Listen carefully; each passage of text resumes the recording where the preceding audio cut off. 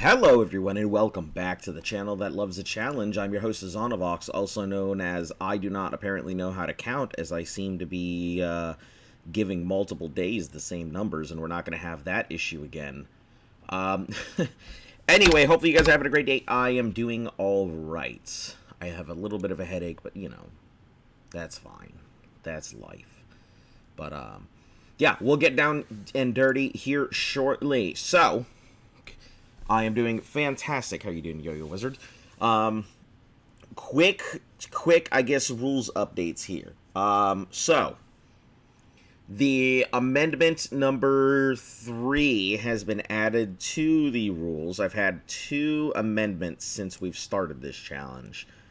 The first amendment was the duplicate clause, which discounted duplicate encounters. So anything that was encountered would be considered a duplicate, and thus would lead to a lot of dead encounters if I didn't count it. So, if I have something that I already have, then it will not count against my encounters. Number 1. Amendment 2 and I think Amendment 3 are kind of iffy. So Amendment 2 states the Safari Zone is 1 encounter per area. But Amendment 3 says locations where the chances of obtaining 2 Pokemon from one area will be decided by coin flip. Hold on, let me put amends.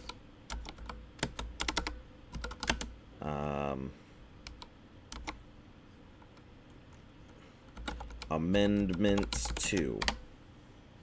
So, alright, cool. Done and done. That should take care of my issue there. So, those are basically the only real changes that have happened to this. We'll be getting back to the regular stuff here in just a moment. Good. Everything's updated. Phenomenal. Wonderful. Yeah, I've had a couple issues with, like, ID claims and stuff like that recently, so kind of been a little troubled by that. I don't know if it's going to affect the watch hours or whatnot, but I guess we'll have to see how that goes. But anyway, we've got 7 badges, 28 things in my Pokédex, because that's how garbage it is. Let's go ahead and get an overview of what we're looking at. Number 1, Mollycoddle, in all of their glory. Special's decent, attack 79, speed's pretty low. Water Gun, Blizzard, Body Slam, and Ice Beam. Not a Rattata. High attack, high speed, fly, mirror move, drill peck, and fury attack. More likely than not, that mirror move is going to be turned into a hyper beam. Well, we'll see. Let's see, Noob Destroyer. Phenomenal attack. Decent special, minimal speed, but who cares when you're this powerful. Headbutt, Body Slam, Rest, and Strength. Razor Whip, which I don't understand why everybody says that, like, Venusaur is such a top-tier Pokemon. Is it Solar Beam? Like, is that what makes it good? Oh, wow, its speed is a lot better than it used to be. Look at that speed. Yeah, I guess all those Carbos really did help. 95, 94, 93, plus that massive special. But yeah, I can't understand why everybody goes hot for Trot over Venusaur. It doesn't seem that great to me. Wall Street, our the old MVP, with the triple stats almost across the board, and that 140 attack, it's gonna slap everything that comes near it. More likely than not, we're going to keep the Dragon Rage Surf Hydro Pump. That Bite will get turned into a Hyper Beam at some point, so we'll have to wait until that. And then Therapy, our semi-newest edition. Gonna be our Fighting Mon. Double Kick, Meditate, Rolling Kick. Its attack is high, so that's pretty good. So it may also be a Hypermon. We'll see. We'll see. Anyway, we'll go ahead and get on into this, so that way everybody we can continue with this this whole thing. You doing all right, Wizard? Hello? Hey, just wanted to thank you for the Computerera months ago and slept in for a while. Just picked it up and I loved it. Listen, I'm glad that you had fun with Terraria. It was one of those things that I felt like I have wanted to play Terraria for a very long time, and I'd love to go ahead and put in some time for it. But unfortunately, I don't have too much time for myself, and, you know, it's one of those things that I'm like, okay, cool, I guess I'll just do this. Who knows, maybe I'll get the opportunity to go ahead and do it at some point, but I am glad that you're enjoying it. I have heard nothing but good things about Terraria, so... You also just reminded me. Gotta answer this text message. I forgot to respond to it. But how have you been? Has life been treating you alright? Everything been good? Floop's been cooping? You know, Deep's been booping? It's Halloween time, so let's get spooping. Wearing out your costume out the door. Dropping all your candy out on the floor.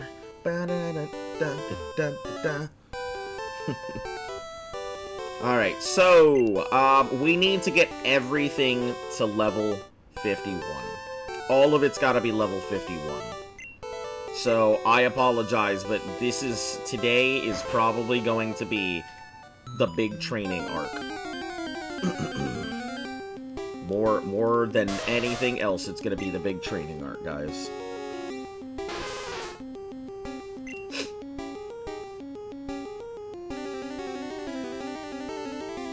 What is that passive noise? Do you guys hear, like, a passive noise from the microphone in the background? Because for me, it's showing that it's picking something up.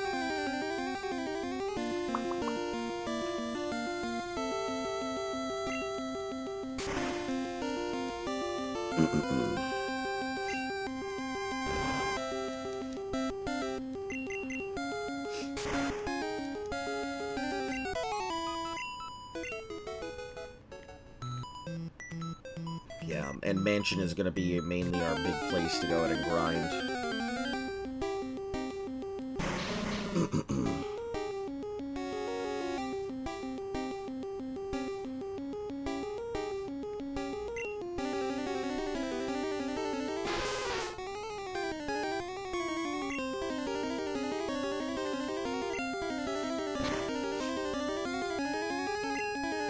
It's funny because I believe I see when you hop on Terraria.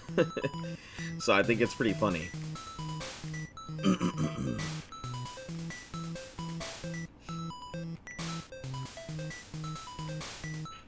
Alright, so, for Pokemon, we're looking at multiple hour grind here.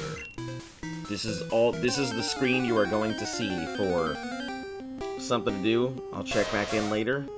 Okay, that sounds fine. Can you not hear me? Like, am I not coming through? Or, you okay? I mean, I don't know if you can hear me or not. If you guys are having issues with the audio, please let me know.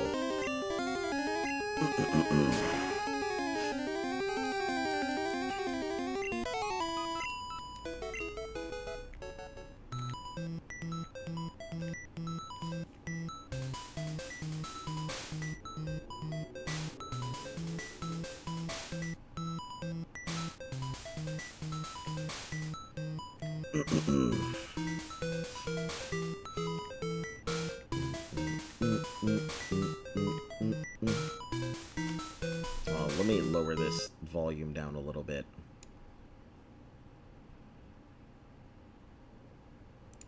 Let me know if the music is a little too low now. But I'm wondering if this may help affect how the channel gets slapped or not, so...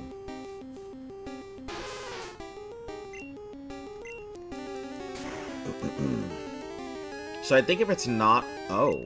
Okay, disregard. I was gonna be like, if it's not a level 34, it's probably gonna go down, but... Shit on that one.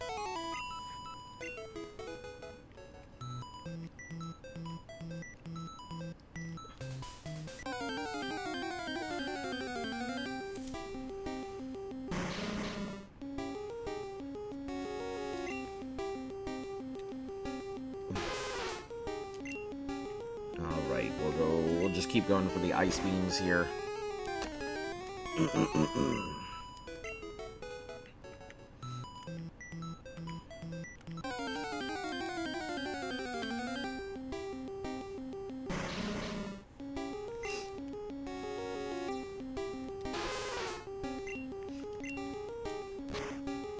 Yeah, if it's a coughing, it'll get the ice beam. If it's a ponyta or whatever, it's gonna go ahead and get the water gun. Try and get this process a little more efficient.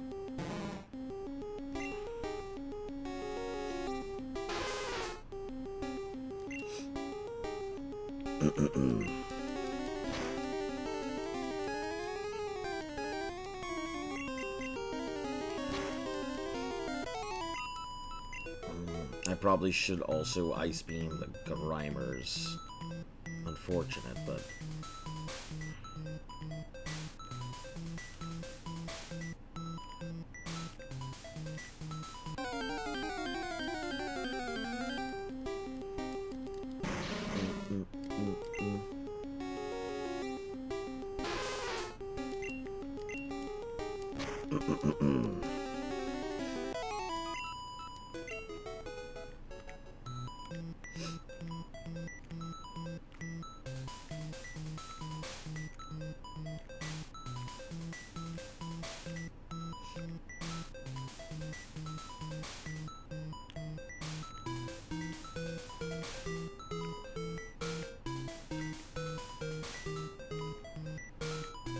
Man, the encounter rates in here are really low.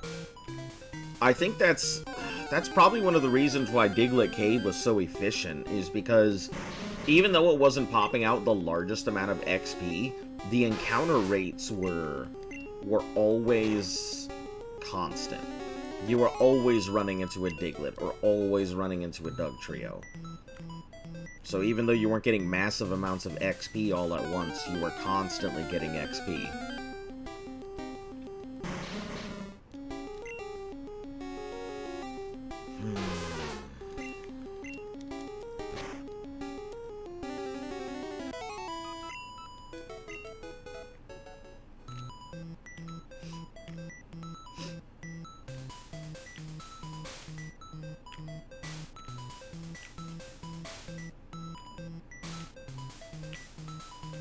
Gotta say, I am, however, getting very tired of all these coughings.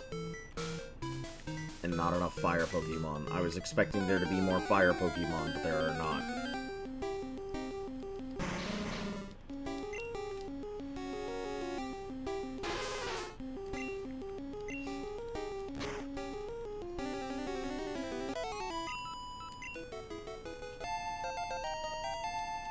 Alright, 41. 10 more levels.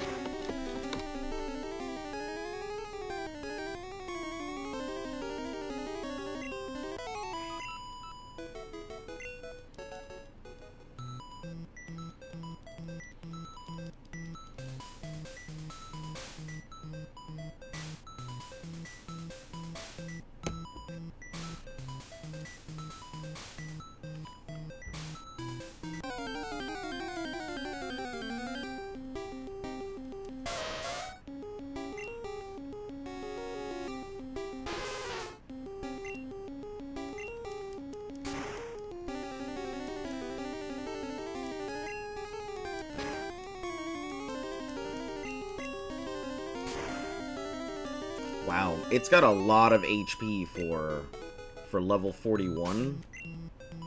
Like 139, 43 is 206, 162. Yeah, that's a lot of things. Gonna be like Gyarados levels of survivability, I think.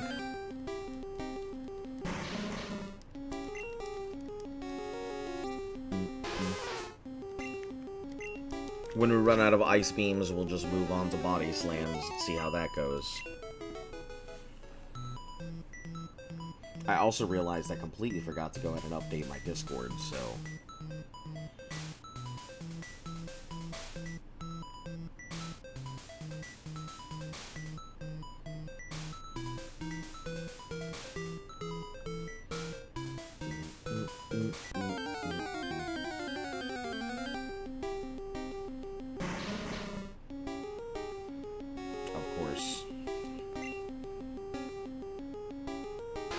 I get tired of these coughings.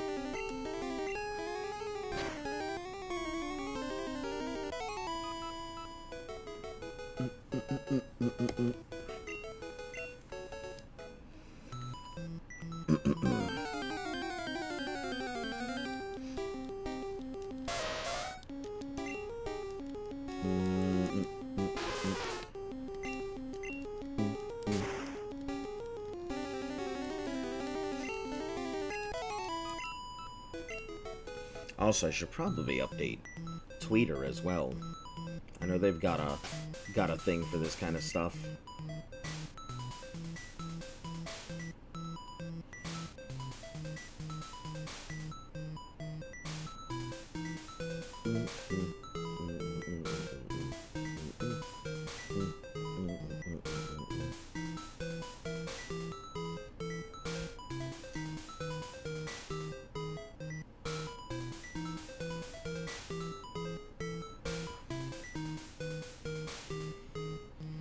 Hold on, I wonder if I can... I should be able to. Hold on. Is there a thing that I could do that? Well, give me a second. Let me... Scaled... There we are.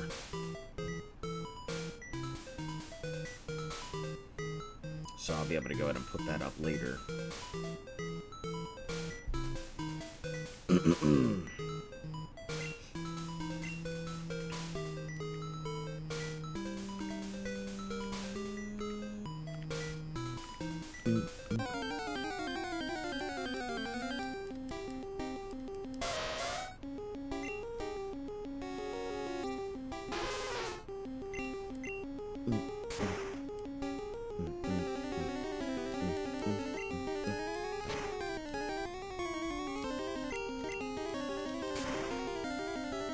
I'm hoping to end these battles in one water gun, but it just does not seem to be the case.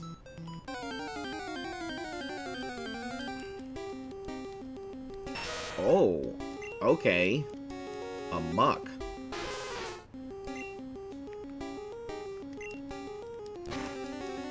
It's the first time I've encountered a muck here.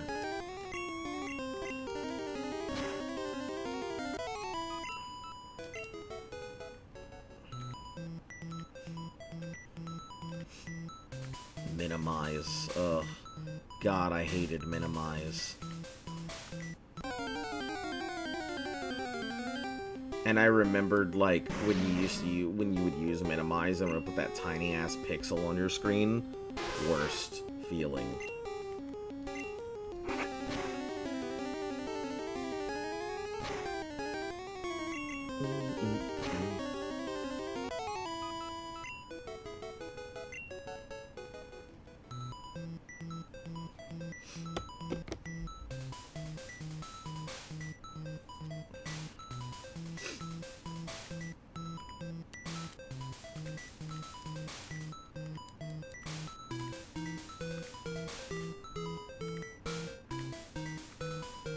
Alright, come on. Jeez.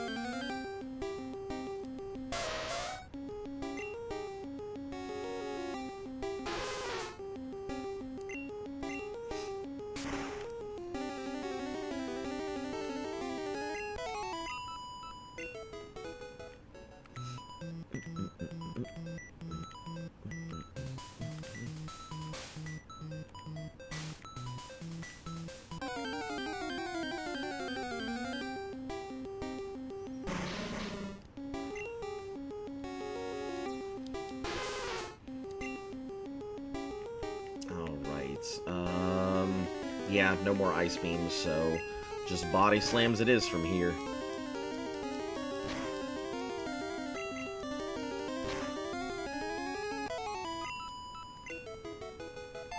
42. 9 more levels.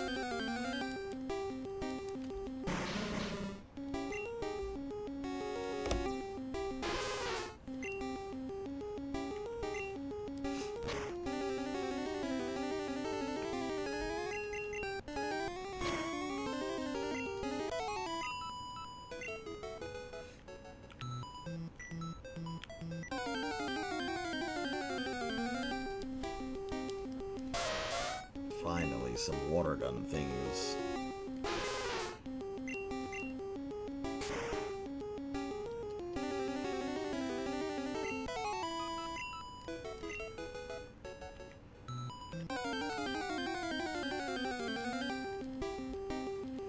Nice. It's always nice when I see good, solid water gun bait, because, like, I get tired of seeing all these coughings and mucks and stuff. It's not strong enough to take it out in one go, which kind of sucks. I mean, I'm sure it will be strong enough here shortly, but you'd think at level 42, with that huge disparage difference in levels, it would take it out pretty quick, but nope, not a ting. Brop, brop, not a ting.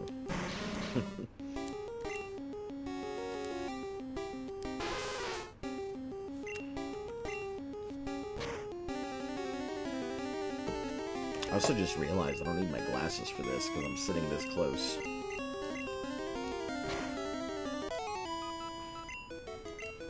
And the letters are big.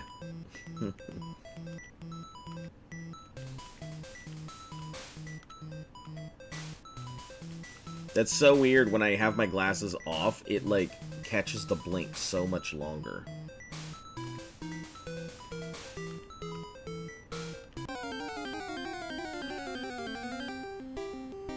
I look like a sleepy dog. It's funny because I'm not even blinking, I'm just like smiling. And smiling, it's like, nope, you're asleep.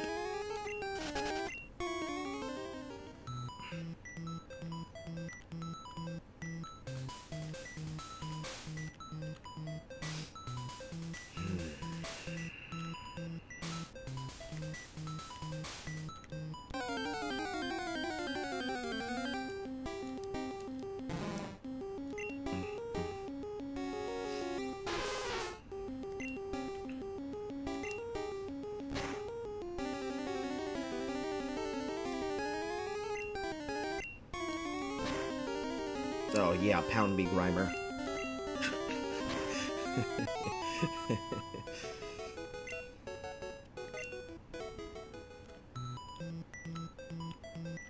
I think I need to change the blink sensitivity. Cool avatar? Hey, KZ, thank you very much. Yeah, I've actually had it been sitting there. Oh, why am I using a body slam? I got distracted. I've had it sitting there for a while. I haven't done anything with it for a bit. But it has been there, so I'm finally getting to go ahead and use it, so that's kind of nice. Let me go ahead and get heals. How are you today? How's life? How's your weekend? I don't know what side of the pond you're on, so...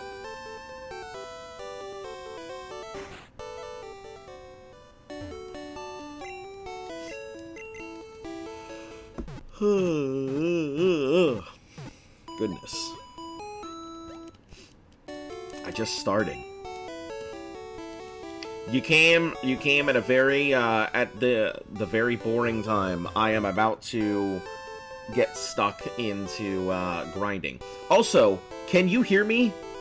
Like, let me start there. Let me ask. See if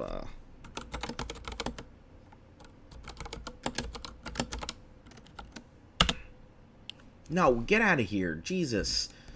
I don't know why I gotta do this. Doing fine, just had breakfast? Okay, fantastic. I am glad to hear that my audio is not having as many issues as I thought it was. Wonderful. Man, I haven't had breakfast or anything yet. I got up, got showered, got dressed, got ready, and then immediately sat down. After taking the dog out and all of that. and just started this. It's just gonna be a long grind session today. I gotta get all of my mons to level 51.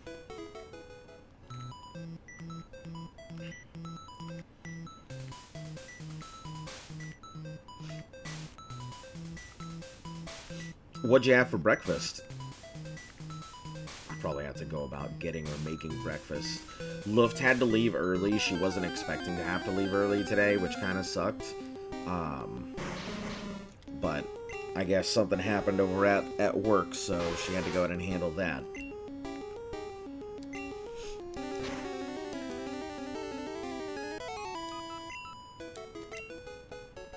We were probably going to go ahead and get breakfast ourselves.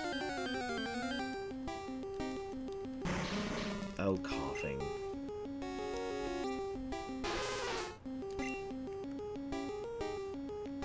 Yeah, we'll just keep ice beaming. No reason to go for the body slams unless I'm out of one-shots.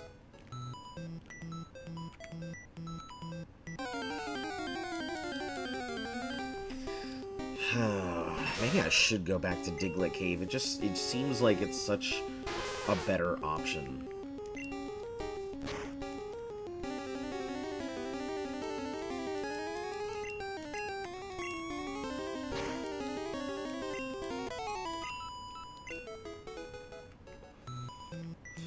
Five fried eggs with some bacon? Hell yeah.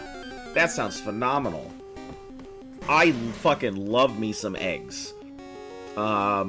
Bacon is okay. I mean, it's kind of sacrilege, I know, when people are like, oh, I don't like bacon.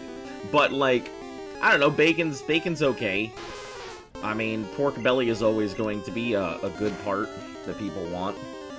But, like, I don't know, it's probably because I didn't have bacon, like, for so long of my life that bacon is just not a part of one of those things that I think about when I think of breakfast. You know, I had a lot of eggs, oatmeals, cereals, and stuff like that, but yeah, meats usually weren't a big part of breakfast and stuff. Is this a conventional Nuzlocke? Oh, yeah. Let me go ahead and hit you up with, why is it the Thanos challenge? Everybody asked that, and I think everybody so far has loved the answer. Let me step outside of this fight. I'll get you your response here in a moment, because I don't want to accidentally on my Pokemon or something.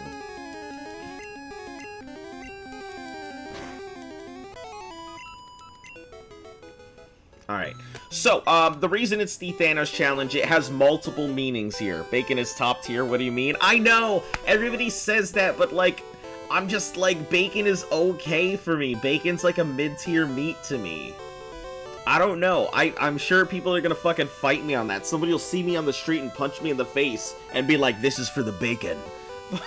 But, like, I don't know. It just seems like a pretty mid-tier meat to me. It's okay. I can understand why people like it. Anyway, so the reason it's called the Thanos Challenge is it has multiple meanings behind it. Number one, I am going for the holy grail of Nuzlockes, the Pokemon Gauntlet, which is trying to go ahead and Nuzlocke through the entire mainline game series. So all the way from Red up until whatever is currently out. Yeah, it's pretty tough. I don't think anybody has completed the full Gauntlet yet. I think a lot of people have attempted it. This is my first Nuzlocke, so if I do something's wrong, or if you guys feel like I'm not doing things, or whatever, please let me know. Because it's always nice to have the community help me out when I don't know stuff. It's also because it's the fact that it is a huge, long series of games. I am collecting an elite force of Pokemon to go ahead and take on whatever challenge it is to eventually fight the big bad at the end, and I also have to collect all the badges. Thus, you know, the Gauntlet being a reference to the actual Gauntlet, the stones being a reference to collecting all of the Infinity Stones, thus the badges. If you fail one, you have to start the whole thing. Yep. If I fail on any of the things, I have to start back at the very beginning. The same way as how when the Avengers failed their failed to go ahead and stop Thanos from doing the snap, they had to go back in time to fix their mistakes. So, the name Thanos Challenge really fits the objective. It's a conventional Nuzlocke, with just... It's just a huge endeavor. It's not so much difficult as it is a trial of patience. I don't think anybody has completed it. I may be mistaken, but I don't think anybody has taken the title of the Gauntlet before. Not yet, anyway. It's such a nice name. Thanks. But it fits the challenge perfectly. It encompasses everything in one glove. I figure, like, I have this tendency to go into games that I know nothing about and go for, like, their hardest achievements. Like, I went into Ark knowing shit all about Ark, and I've done everything Ark had to offer. I went into Elder Scrolls knowing that Daggerfall had never been completed as a fast travel, or as a no fast travel, so I did that, and that was that.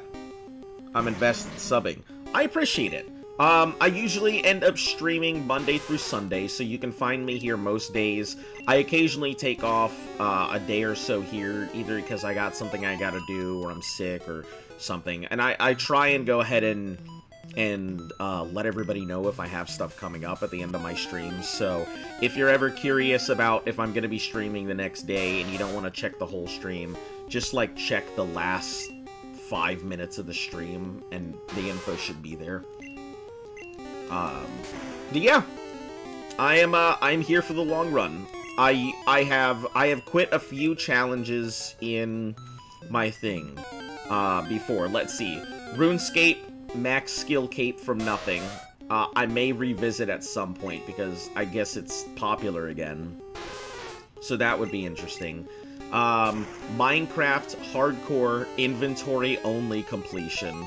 I quit that because after my 5th try, I was just so frustrated at the amount of time I had put into it.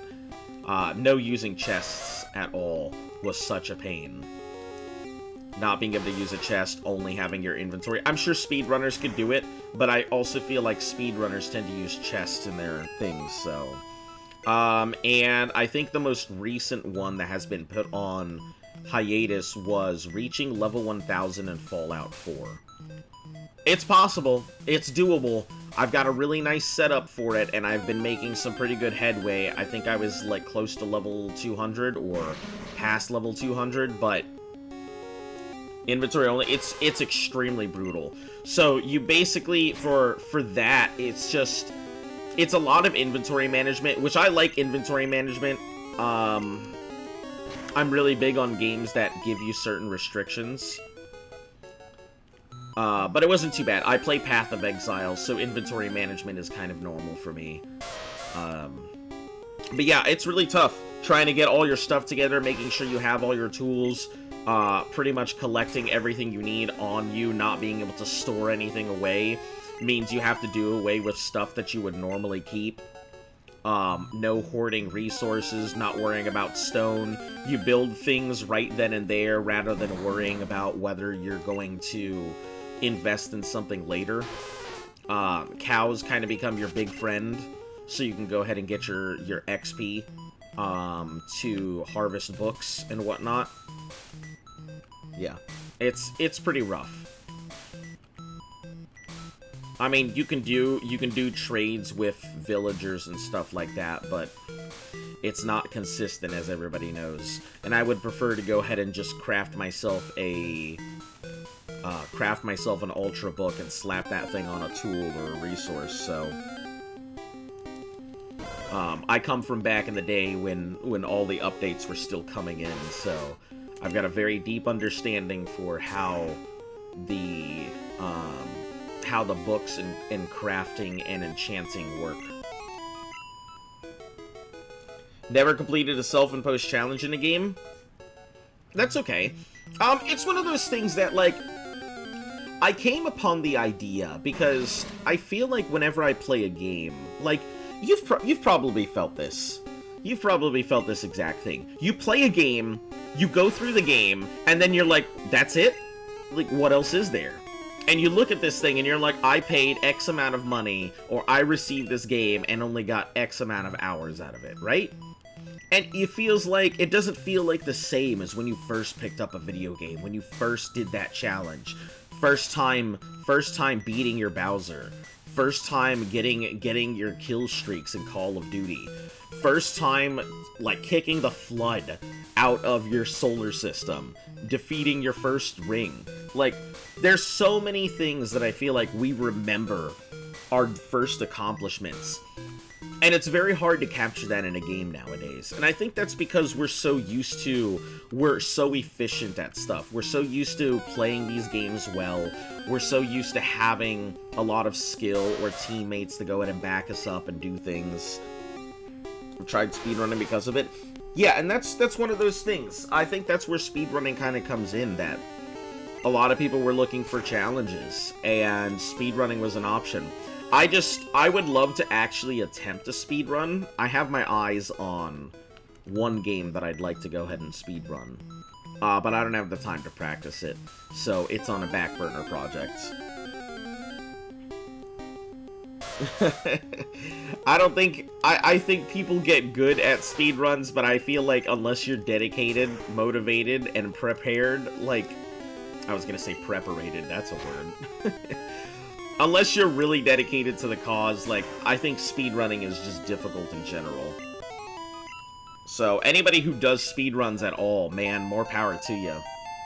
Alright, 7 more levels. And then we can move on to the next mon and repeat this process. But yeah, like, the self-imposed challenges came about as trying to recapture, like, that feeling of accomplishment. I just got tired of feeling like I would beat a game and that would be it. Oh, good, I got all the collectibles. Oh, wonderful. I did that thing in a record time, and it just didn't feel like it was good enough. So these challenges came about to feel like I really earn these accomplishments. They've really revitalized my love of video games, because I have to like, think. Sure, respect top runners of any game, absolutely. I feel like I have to really think about what I'm doing. I have to prepare. Like, these are just long stretches of difficult stuff. Plus, I mean, at the end of the day, I can look at everybody and be like, guess what I did? And sure, it may not be like a big accomplishment for everybody else, but for me, the time and investment that I put into it, the memories that I have doing it, knowing how long it took, knowing all the preparation, all the people who followed in along the way, it's a wonderful feeling. I mean, we all know the feeling of I was there. Like, that's something everybody wants to capture and be part of. And for me, like, doing these long-term hard challenges, although they take months to years to go ahead and accomplish a single game, it's beautiful. It's beautiful. I love it. What's the hardest thing you've accomplished in a game, be it self-imposed challenge or not? I don't know. I think I would probably say, like, despite the fact that I've done the world's first no fast travel of Daggerfall. I mean, that's cool having a world's first achievement in video gaming. But I wouldn't say that was the hardest thing. I would say that just took a lot of patience to go ahead and do. Probably Ark. So, the first challenge I ever did on this channel was Ark, how far can you get in a year? And the objective was me playing Ark Survival Evolved, not knowing anything about the game, starting from scratch, building all my stuff, gathering all my materials, raising all of my babies, and being able to complete every level it had along. Hey! Welcome back. Nice to see you, Discord. But Ark was probably the most interesting. Having known nothing about it, getting some help from friends here or there, slowly raising all my babies, getting prepared for bosses, multiple setbacks of losing all of my tames, having to rebreed and re-raise all those dinosaurs, moving from one arc to the next, having to go ahead and fight all 3 levels of bosses. Like, I think when I got to Aberration was really difficult, and we had to really prepare for how we were going to go about that. And then when we got to Extinction, which is the fork arc, that was so difficult. I spent months raising babies and stuff. Hi from Twitch now. But I spent months raising babies. Like, I raised 200 gigas. 200 Giganotosauruses. All, like, I wouldn't even say all by myself. I did have some help, but mainly it was all by myself. Didn't know it was possible to stream on multiple platforms. Yeah, Streamlabs has a multi-stream function, which is one of the only reasons I haven't switched to OBS. I think OBS is better in general, but Streamlabs does have more stuff to it. The only problem that I have with Streamlabs is sometimes it doesn't play well with some of the other things I want to work with and get multiple chats and all. Hey! Thank you for the follow here as well. But yeah, Arc was tough. I mean, raising those gigas was terrible. I mean, imagine hand-feeding a lot of babies and eventually getting a tame that can help me do it, and then having to just do nothing but take a thing, go for meat, come back, unload the meat, feed the babies, get back on, go run for meat, come back, and it was literally, it was just non-stop. That's all I did for like a month or two. I did nothing but go get meat, come back and raise baby. And we even built our entire building around this idea, around having a structure large enough to be able to just build. Oh, okay, I mean, so I think of Ark as the best survival game that there is. Hands down, no matter what you bring to the table, it's very hard to convince me otherwise that Ark is not the greatest survival game. And I've played a lot of survival games. I mean, you can build your own tools and everything. You have to gather your resources. You can tame dinosaurs. You can tame dinosaurs to go ahead and have as your companions and stuff to help you fight bosses and help you fight other players or gather resources and things like that. You start playing and memorizing the map. Ark is one of those games that... There are a few games out there that once you start playing that game, you don't play other games. Like how World of Warcraft is to MMOs, or how Final Fantasy is to MMOs, or Black Desert. Or how when you go ahead and start playing Call of Duty Warzone or Fortnite, or what the hell was that other one? Any type of battle royale, and that becomes your channel. You don't play anything else. Ark is that to survival games. You have timers on everything, your dinosaurs need to be fed all the time, your babies don't just raise automatically, you gotta hand feed them and take care of them and watch them and stuff like that. Ark is... If you don't know how to play a survival game, or if you have no idea what game you want to play, I would just suggest Ark. I will point everybody in that direction. But yeah, it was difficult. I spent months just raising babies, just for a single fight. I had to raise 200 of these gigantic dinosaurs. I went ahead and raised them from babies all the way up, got them all prepared, spent weeks gathering resources to get all the stuff we needed for all the parts to make saddles and stuff. Grinding out for a good saddle blueprint so that way I can make something that could get protected. And then throwing them all at a boss that I don't even know if I was going to... Imagine putting in all this prep time for a boss that you don't know if you're gonna be if you're gonna win. Type of game that sucks up all your free time. It was. I spent, I think, on average, 6 hours a day on Ark. But sadly, you don't have time for that.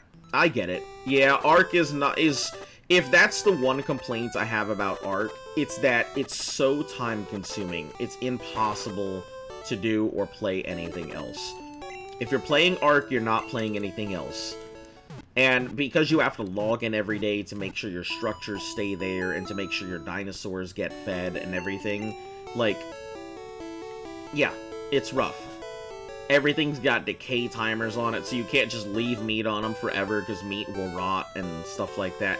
You can't leave berries because berries will also just disappear and rot. So, yeah, it's a fun game. If you ever, I think Survival Ascended just came out, so if you are interested in something like that,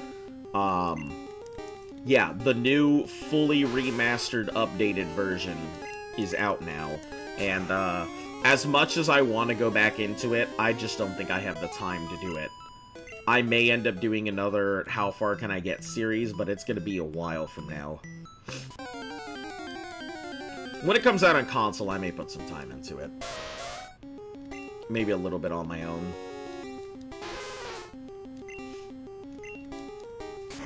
But yeah, that's what I would consider my greatest challenge. In terms of other stuff, I have some stuff in the background that I'd like to go in and work on. So I am in the process of trying to get myself back into shape. I had a really bad depression, gained a lot of weight, ran into Luft. She feeds me way too often. So I'm trying to go ahead and get myself back into shape. And listening to a lot of documentaries and stuff, I've come up with a challenge, a workout challenge that I'd like to go ahead and do. And I think I'll put it out for the internet once I have it all drafted up. And I'll see if people are interested in doing it. Because I think people out there, I think the weebs and video gamers would really be interested in attempting to compete in this challenge. I think it'd be fun. But we're gonna keep that a little hush-hush. I haven't really talked about this to many people, so. As I say, as I'm streaming a video right now. Well, actually started getting into shape too 3 months ago. Yeah, I used to be a hey, how you doing, Reggie? Welcome. We are just doing the level 51 grind right now, so I'm just sitting in the mansion, slapping up ponytas and coughings.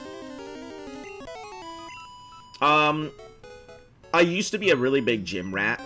I used to be, like, super in shape and everything, so it's not like I'm unfamiliar with the gym. I can walk in there and know how to use all the devices in there. I know about, good stretching routines, how not to strain my body, what I'm looking for and feeling. Please don't poison. God damn it.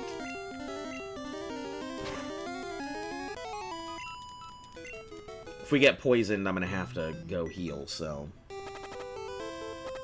Takes away from time. I forgot to ice beam it, that's why. But yeah, I used to be a big gym rat, and now I have all that information in the background I can use to go ahead and get myself trained up. I just, you know, it's difficult. Where do you find the time? I mean, I've got some weekends to myself that I could go to the gym. But I also don't have any time to do anything during the weekdays, so I gotta get caught up on things like laundry and cleaning the house and brushing the dog and all kinds of other stuff. So I have to make the decision, do I be the responsible adult, or do I go ahead and be the responsible adult? So, yeah. But I am glad to hear that you are on the path to going ahead and getting yourself back into shape. Congrats, and good on you for keeping the discipline. I feel like the hardest part about getting back into shape isn't the working out. It's the getting into the gym. It's the picking up the weight. It's the consistent dedication to trying to do that thing that you're doing. Discipline is probably the biggest thing about just you're in college and you have a job. Yeah, then you know how it is. Yeah, I've got a day job as well. I wake up at 4 in the morning to go ahead and get ready and commute into work. Then I'm there pretty much all day. I come back. I stream. Then I go ahead and from stream, I have maybe a couple hours or stuff to myself. And then, yeah, Luft is usually at work because our schedules don't really mix well. Going to the gym with 2 other obligations leaves so little free time. Yeah, I get that. I get that hardcore. So, yeah, it's one of those things, work, and then stream, and then try and catch up on a couple little things, spend maybe an hour or two to myself a day, and then sleep, get back up and rinse and repeat. 46. 5 more levels. Trying to learn Hydro Pump. What do we have to get rid of? None of these are good. I could get rid of Water Gun, but Hydro Pump has almost nothing, and Body Slam is better. Yeah, I hate to say it, but... God, I don't want to get rid of Hydro Pump. Ugh!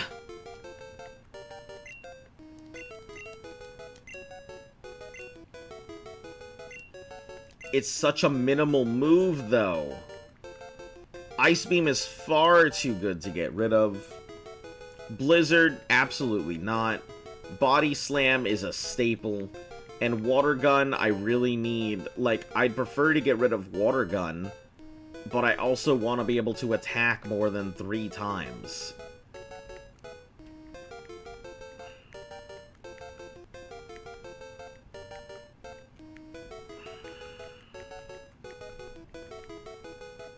Ugh.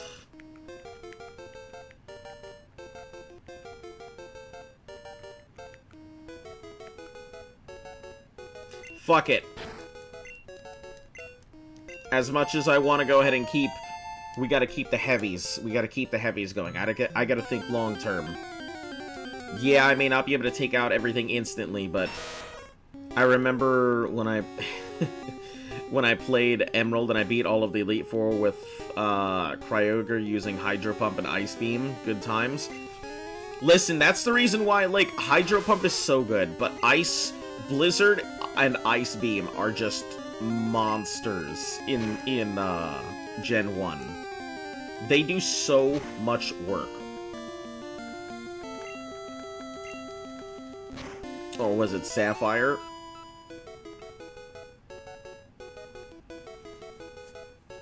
Well, I mean, if it's Ruby version, don't they... I don't actually know if you can only catch the opposite one or the one that's on the box in their version. I can't remember.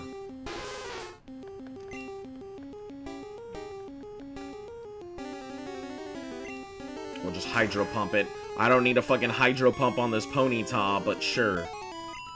Fucking stunting on this bitch. Reggie, are you okay? How are you doing? You came in, you said, how's it going? And then you didn't say anything. Are you still there? Hello? Ice Beam. So, my experience of Pokemon, I've played Generation 1, Generation 2, and Generation 5. So, Red, Blue, Yellow, Gold, Silver, Crystal, and then Black and White. And I didn't even get to play Black 2, White 2. I have all of the versions and cartridges up to Black 2, White 2. But yeah, I just never had a chance to play them or anything, so... It missed? You son of a cooter.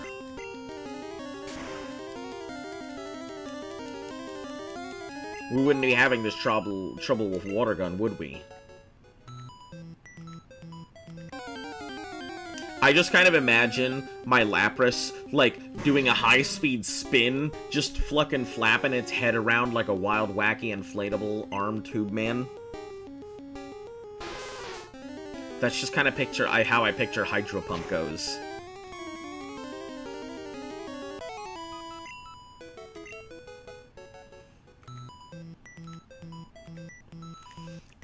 Play Gen 1 remakes, 2, 3, 4, 5, and whatever Shield is. Yeah. It's gonna be interesting getting all the stuff collected. So, the only reason that I emulate some of the early versions is strictly because, the tools and stuff, I have all the tools, I have the cards that I need to do it. But man, is it just a pain in the ass to get some of this old hardware, some of this small handheld hardware, set up to the point where Gen 3 instead of Gen 2, I had them mixed up. Ah, okay. Playing The Witcher 3, watch, I'm great, learn the Silver Sword used to kill monsters. Oh, is this your first time playing Witcher 3? Or just playing a Witcher game in general? I really liked Witcher 3. I thought it was fantastic. Obviously I haven't finished it because I'm a completionist whore. And, so I haven't done everything. And you guys have seen how slow, methodical, and efficient my gameplay is. So, God forbid you give me a game where I have to be slow and efficient, and this is exactly what you get. The kind of time, patience, and personal care that I put into playing this Nuzlocke is the same thing I do for basically any game I ever play.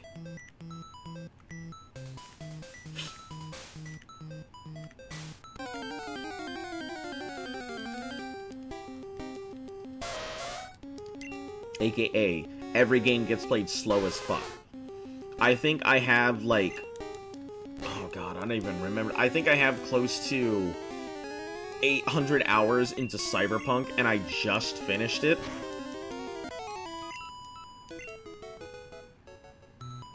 Played it for like 10 minutes before. This is actual first.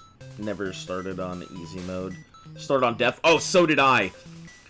Alright, thank you for popping in, KZ. As I said, I'm usually here Monday through Sunday, so hopefully we'll see you again tomorrow, and maybe the day after that, and then after. You have a fantastic day. But yeah, I started on Death March for Witcher 3, and man, that beginning is so rough. Those ghouls in the beginning are the worst things. I can't even tell you how many times I had to restart that very beginning of the game.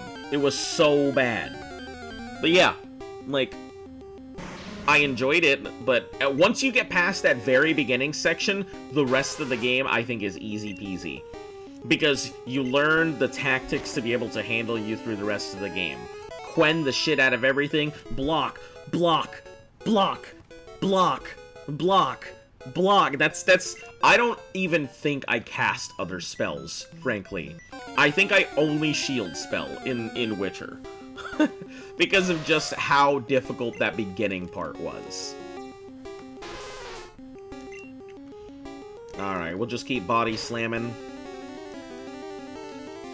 Because Hydro Pump is garbage and only has all of 5 PPs. It has small PP energy.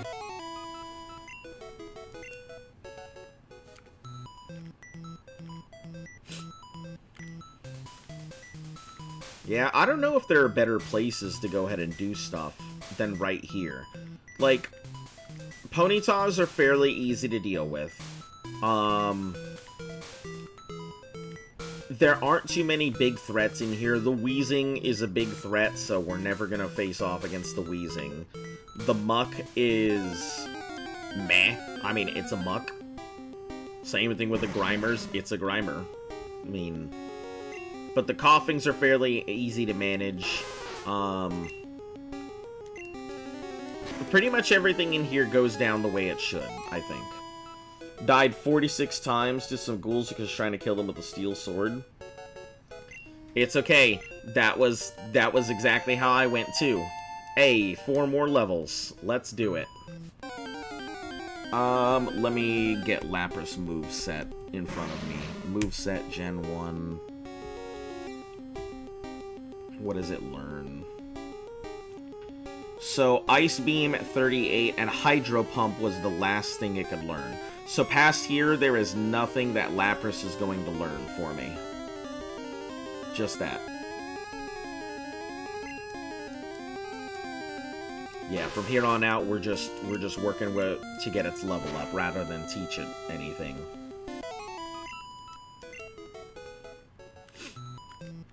Should be like 5,000 and change. 7,000 and change. Disregard. I was not. Nope. All right. But we have to. As much as I don't want to, we have to get these things up. Just because I do not want to get one shot by Horn Drill, and I know Horn Drill is coming up, and I feel like 100% this is the kind of thing that'll happen, is I will get Horn Drilled. I'm gonna get drilled by that Horn Bros. Anyway. Good morning, Emperor Zenderman. How are you today? Welcome back.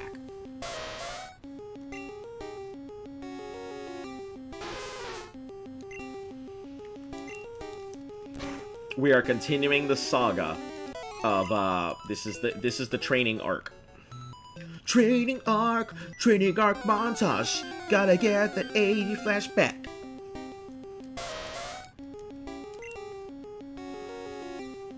Gotta get that training arc going. Yeah. Gotta go ahead and beat the ponytail. Put it back. Go on, Mollycoddle, lift that thing. Go and show the world that you can sing.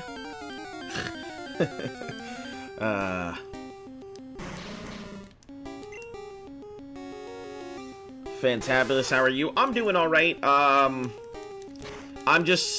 It's gonna be like 1 or 2 episodes, I think, for this training arc, depending on how quickly we can get these boys up and ready.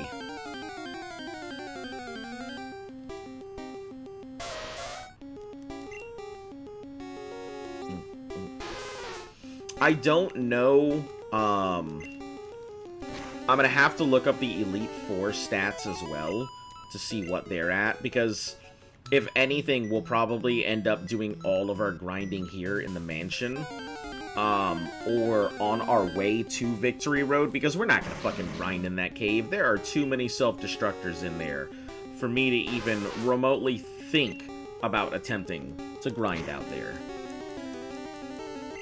So this might be our final grinding zone, where we just come back here whenever we need to go ahead and grind, in the safety of not getting exploded.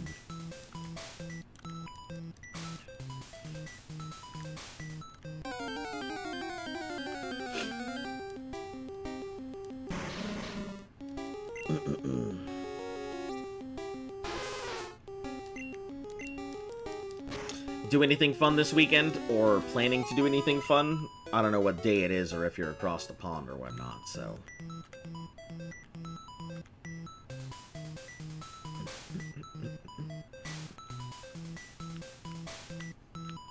We had Fall Guys outfits yesterday, so that's our Halloween costumes. They're the inflatable Fall Guys things.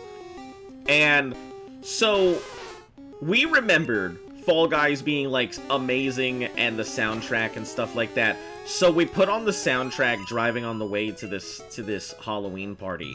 And holy shit, did I forget how much of a banger soundtrack Fall Guys has. That thing is so fucking... It's just... I can't even describe the levels of hype. I was ready to go ahead and just turn my steering wheel 90 degrees and just go flying into oncoming traffic. So that way that would be the last thing that I ever heard, was that hype-ass fucking soundtrack. But seriously, like, I did not remember how fucking good Fall Guys, like, soundtrack was. And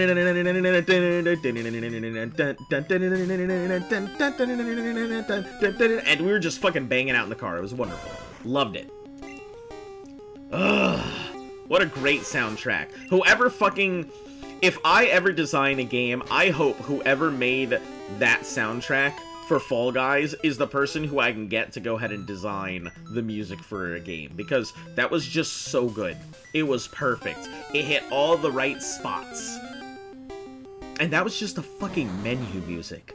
That's the worst part about it. You just log into the game to go ahead and have the menu music chill in the background. If I sound really hype about it, it's because I'm thinking about the music in my head and it's getting me fucking ready to go ahead and just, like, punch a fucking weasel. I'm ready to just, like, toss a stroller right now.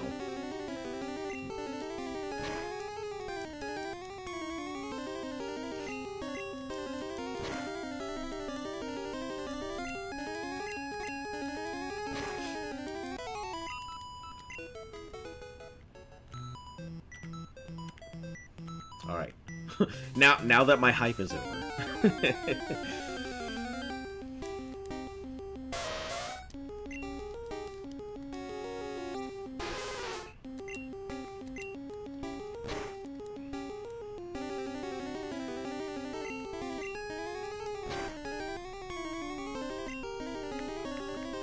I'm out of everything but blizzards.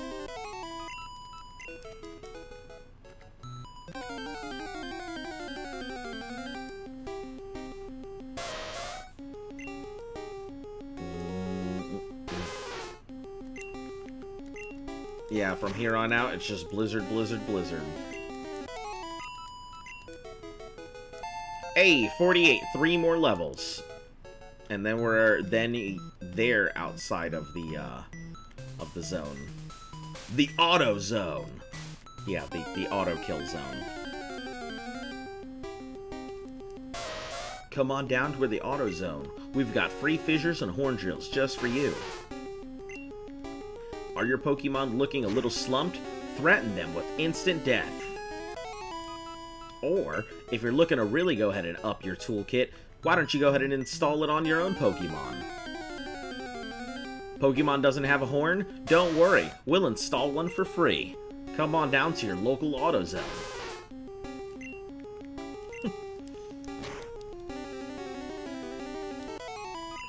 Alright, Mollycoddle, you're officially out of Dick Energy. No more Dick Energy for you. Let's get you healed up.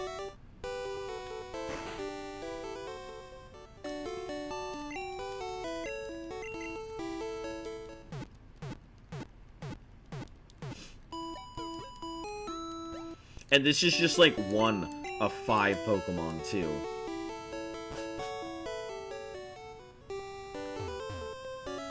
Oh, one of 6. Pokemon. Yep, that it is. It's still Pokemon.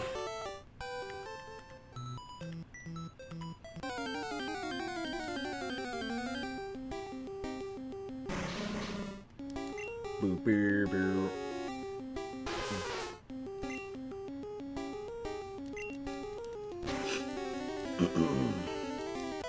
I'm gonna run out of Dick Energy pretty quick, I think. Now, without having Water Gun and only having Hydro Pump now. Yeah, I miss out on like 20-something encounters now because of it.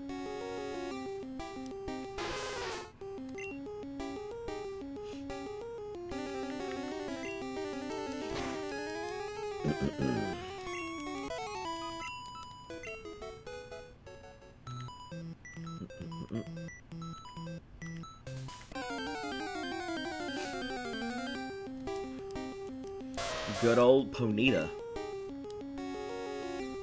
What up, my Ponyta?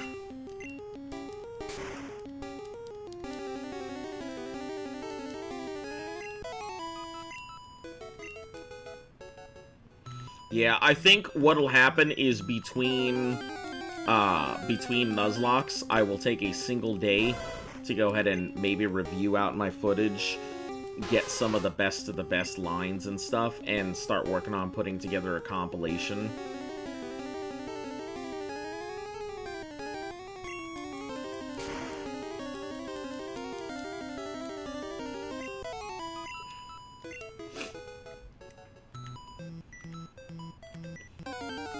Yeah, I'm trying to create more videos that are not just live streams, so that way people actually have videos to take a look at. And I think, like, a compilation of each Nuzlocke, and then a full series Nuzlocke compilation video would be pretty fun.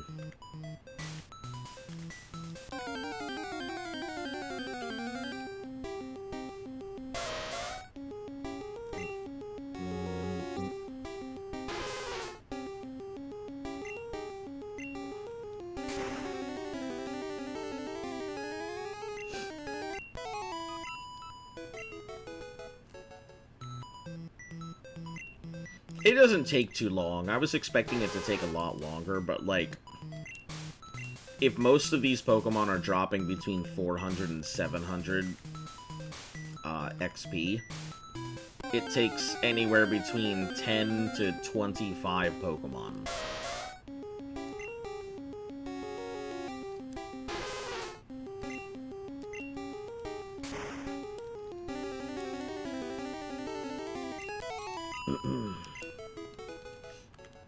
I probably can body slam some of the lower level ones rather than wasting my hydro pumps on low level Ponytas and stuff.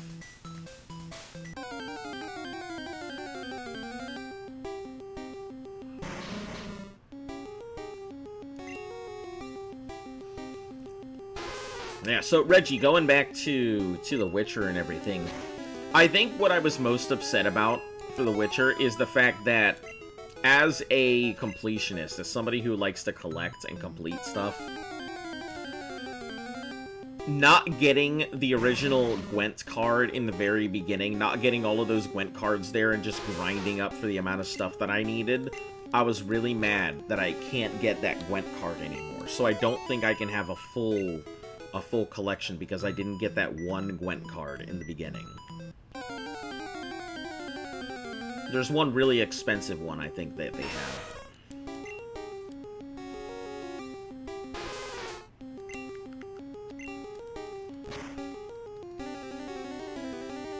Hey, nice. Good shot.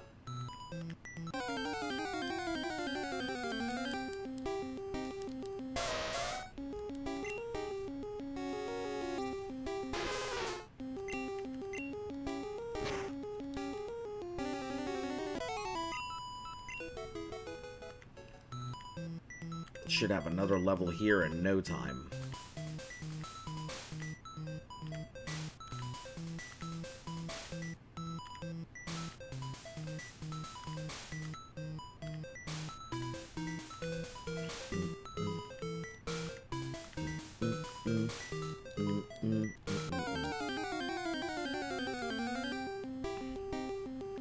Fucking, why does it always look so cracked out?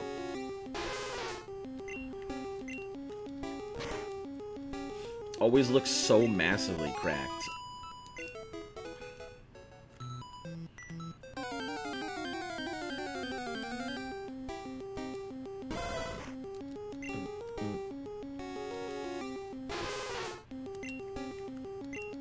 I should be able to just body slam this thing.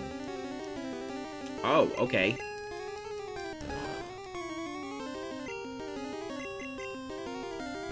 Just body slam it again. You think you can take me, Growlithe? You don't even know the full extent of my power.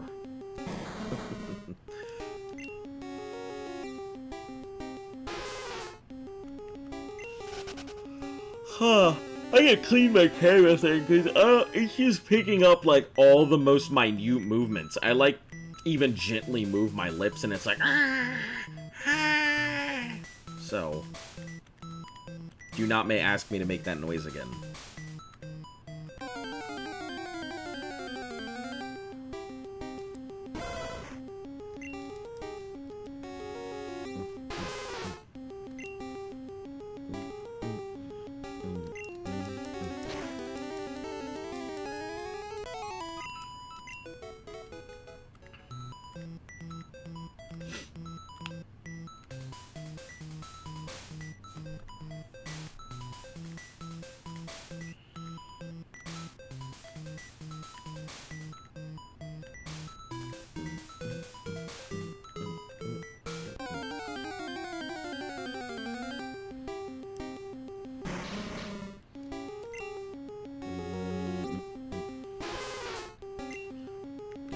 Body slam. Now let's just ice beam the coughing. Coughings tend to be a little bit more tankier. 2 more levels. 2 more. Then we can switch out and do this again with something else.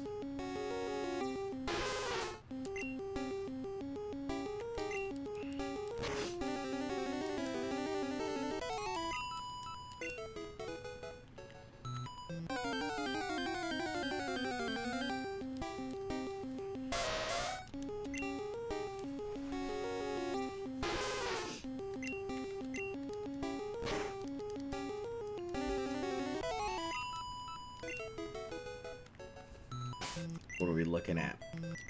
7,000? 75.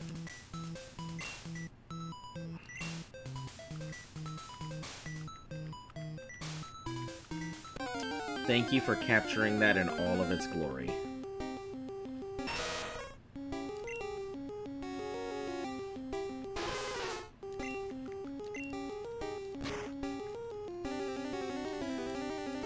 Didn't load up. I mean, I see it. I see it there.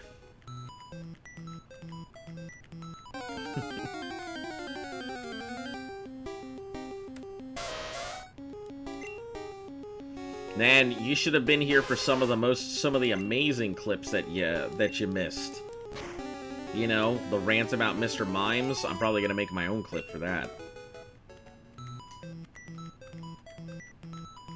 You know, the Diglett song.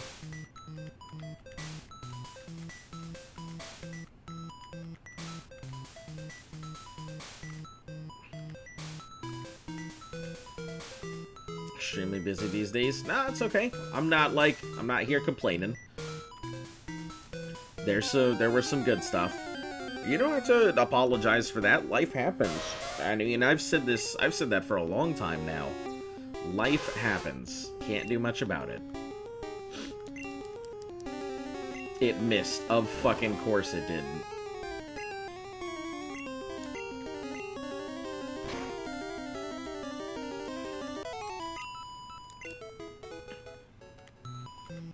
You've been partying lots. Alright, sounds cool. Sounds super fun. In college, but that's easy. Yeah, sounds like everybody's doing college these days. Having fun. Out and about. Yeah, I haven't had too much going on. Luft and I went to a Halloween costume party yesterday. And that was pretty fucking fun. Showing up in Fall Guys outfits. Listen, don't get me started on that theme song again. I've already done my giant-ass rants about how I think that theme song just makes me want to go ahead and jump out of a 47-story window and just bang on it, so that way that's the last thing I ever hear. Was going to go to one yesterday, but had a hangover. Yeah. I'm hoping Luft doesn't have a hangover or anything. I mean, it was... We went pretty hard last night.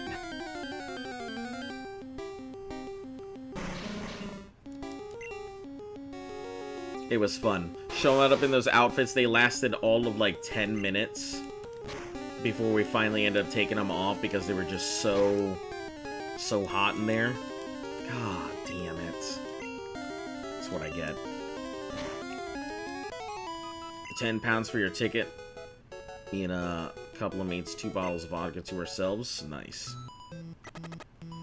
Can I... Yeah, I think I've got enough time to work with some encounters. You drank at least half by yourself? Jeez. Do you think you could do... You could the Thanos lock with the Yokai Watch games? I don't know. I don't know if I've ever... You know what? Let me take a look at... Look, first, let me go ahead and finish off this battle. Then I'll look at the Yokai Watch games. And... I will always take a fan submission idea into account. If it's something that I feel like I would be interested in doing, or I feel like it's something that would be viable. So let me take a look at Yokai Watch. The next question is, how many Yokai Watches are there?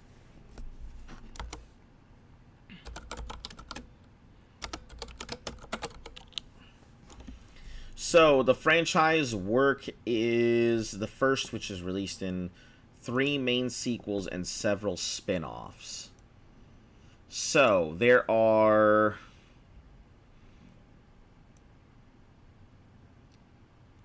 Let's see, Yokai Watch 1, Yokai Watch 2, released in Japan, version known as Bonnie Spirits, Souls and Flesh, several things, Bony Spirits, Souls and Flesh. Yokai Watch 3 and 4, They do have some other spin-off titles. I don't know how... I'll consider it. I can give you an I consider it because I'd have to take a look at it first. Let me write this down. All right. I'll do some research, and if it's a viable option, I will add it to a list of things that may eventually get challenged.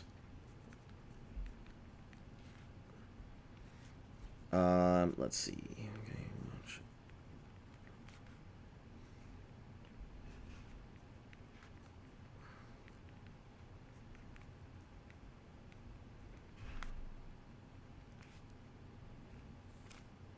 All right.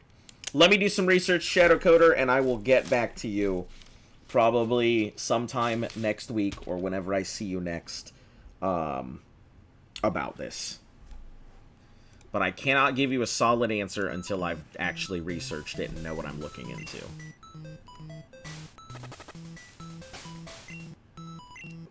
I gotta be careful about this.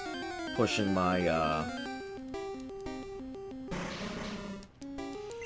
my limits here when it's poisoned. As long as I can one-shot through it, it's fine. So if I just Ice Beam my way through all these Pokemon, I only have to worry about the steps that are being taken, doing the real damage. Can I make recommendations? I mean, anybody can make recommendations. I've always said that people can recommend stuff, I just don't know if I'll go ahead and do it.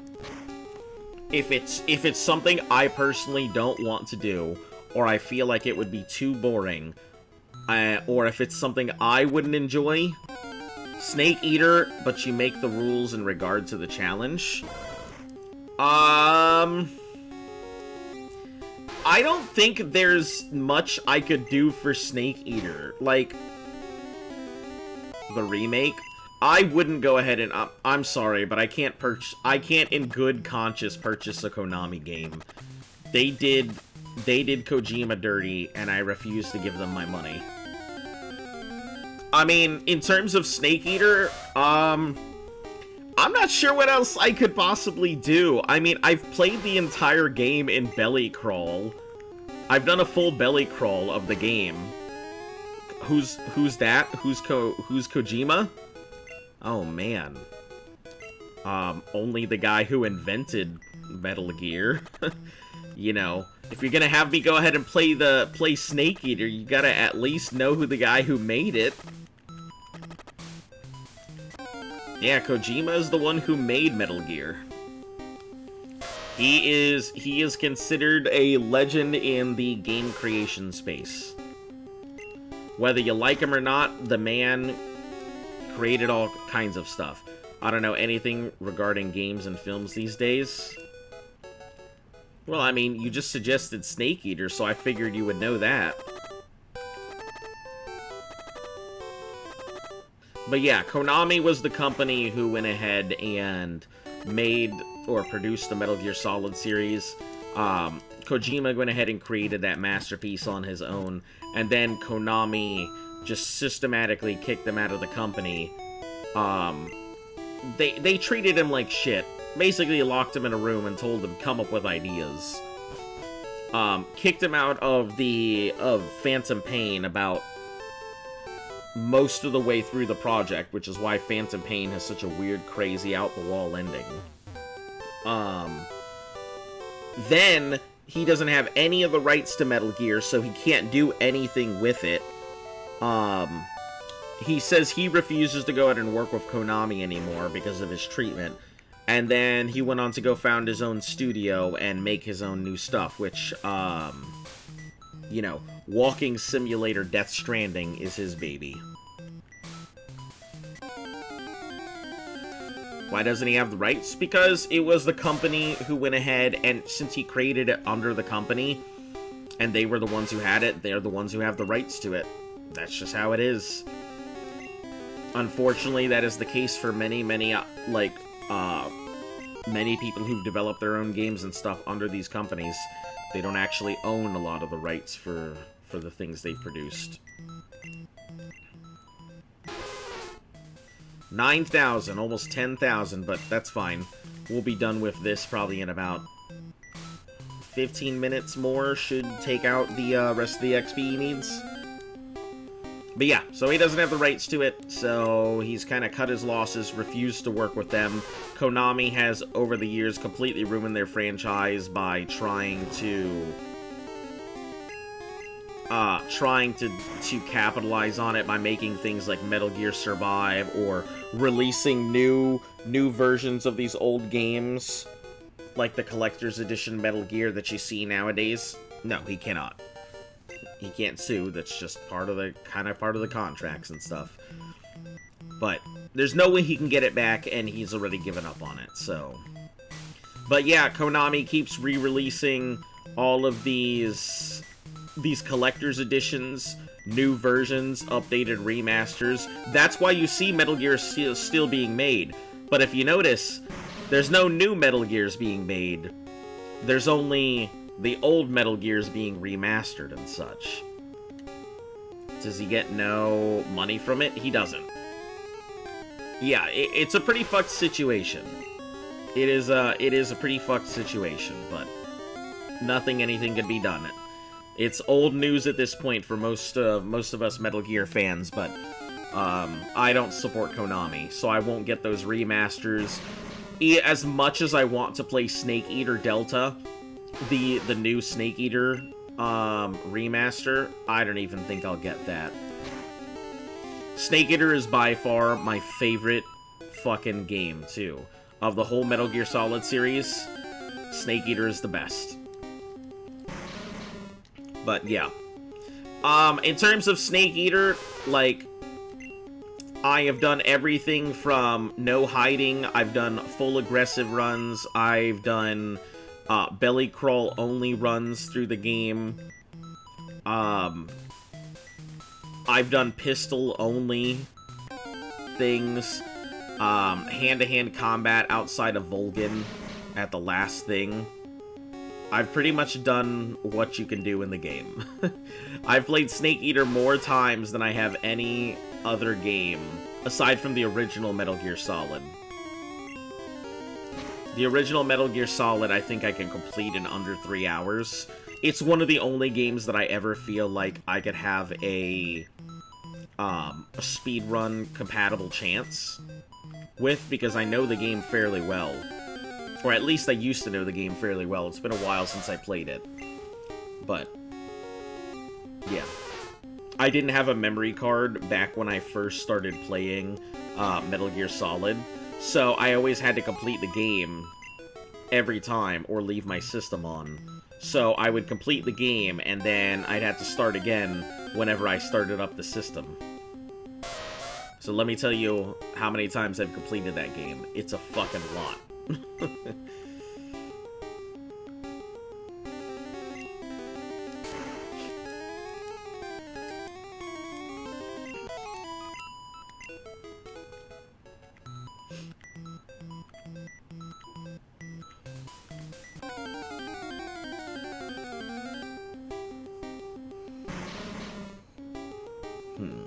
Thinking about the Yokai Watch games, I don't know what the kind of gameplay is, but if there is a good challenge for it, or if there is something in the game that nobody else wants to do or has done, I will be sure to go ahead and look out for it.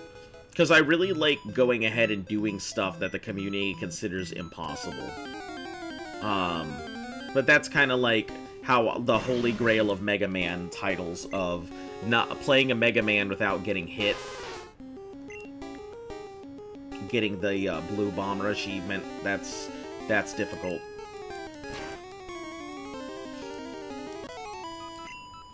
There are a few holy grails out there that I don't think I'd ever get, like For Honors, I don't remember what it's called, but I kind of just call it Top of the Mountain achievement. Being the #1 player in For Honor. Aside from the fact that it would require you to be the best PvP player in the world. Only one person can hold the title at a time. Oh, man. I didn't realize burn would actually hurt me, so... Alright, let's go get that fixed.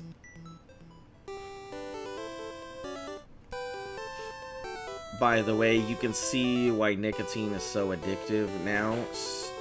Take Ritalin, which is prescribed, and I know what addiction feels like, and honestly, nicotine gives you for 15 makes compulsive. You can use a stimulant, sort of high. It's really nice feeling. It's terrible.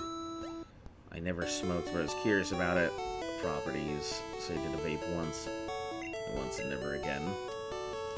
I mean, yeah, I've been there. I've smoked before. I know how it is. It's one of those things that, you know, even though I quit smoking forever ago, I still think about it. I still think about smoking when I still see people dragging up on a cigarette. It still crosses my mind. You know, I'm sure my lungs couldn't handle it anymore, but yeah, I still remember the feeling and everything. So, it's one of those reasons why I'm so very anti-smoking, anti-vape, because, like, I feel that it makes you extremely reliant on it. Whenever you start panicking and everything, smoking is what you would go back to handle all of that. The panic and stuff, so... Yeah, after quitting cold turkey, it was very difficult. I mean, it's still difficult to not smoke. Think about it, it's like cannabis and stimulants. I mean, any addiction is going to be like that. It's the same thing. A lot of people tend to forget about sugar. Sugar is the most addicting substance in the world. Sugar has a 100% addiction rate. It has a higher addiction rate than heroin. So, yeah. You wanna talk about an addicting substance, that's sugar for you.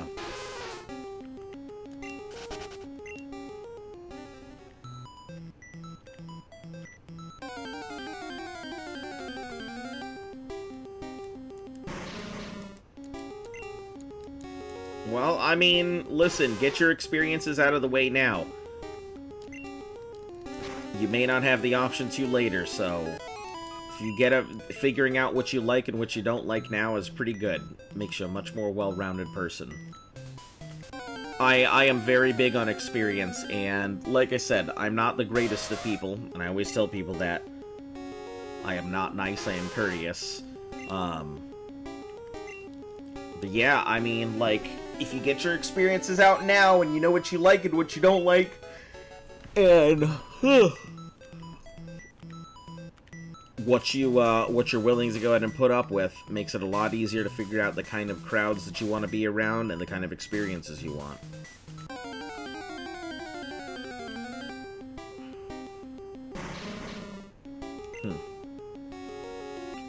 Yep, sounds like a pretty typical party crowd.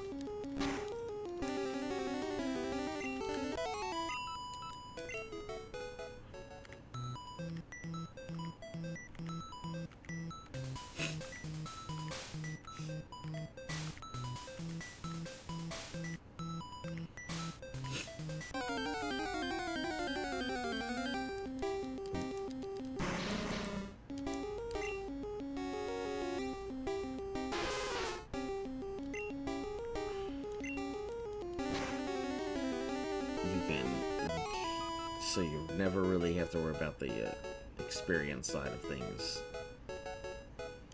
Gotcha.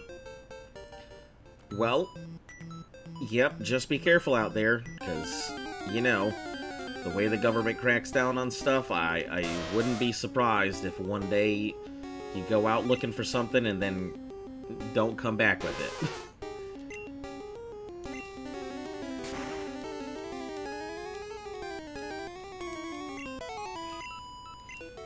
I've never... Ha ha ha! We're done! We're done! 51! What up, son? Okay. Next on the list. Not a Rattata. I feel like this is going to be a much harder grind for not a Rattata than it has been for a lot of the other Pokemon. Because I had type advantage. Now I won't have typing advantage.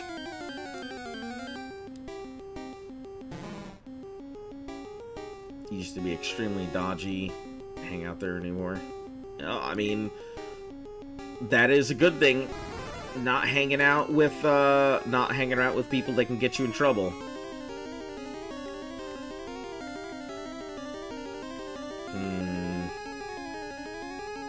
Let's see what the Fury attack looks like to start with. Not great unless it goes all the way through.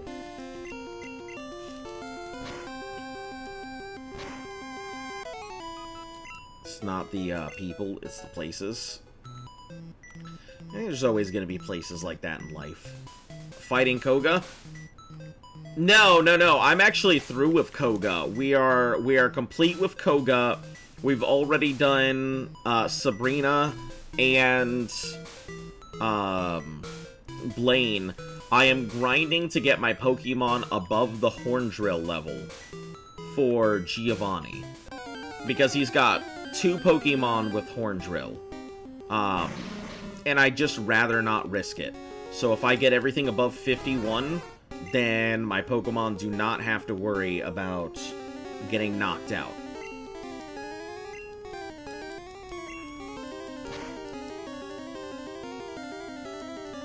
Ugh. Sludge. I figure that would be the case. I'm gonna have to deal... Yeah, and I think Bruno has someone with Fissure. Yep. So... yeah, and that's exactly why I'm just like... I'm finding out what I need above it, and then just pushing to whatever's above it, and then... most likely for the Elite Four, I'm probably gonna go in around, like... I don't remember what Lance's strongest Pokemon is. Let me look that up right now. Lance Red version.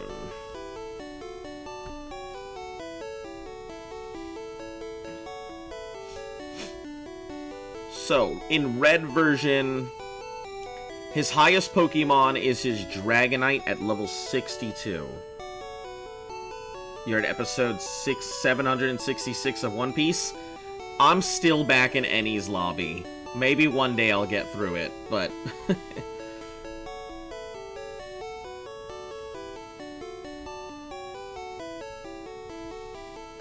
but yeah, Dragonite at level 62 is his big thing. So more likely than not, I will probably be going in...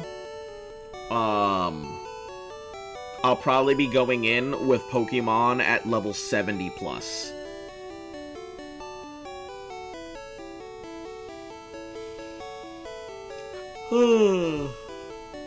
But yeah, that's so I figure let me just get through Giovanni, and then I'll figure out if...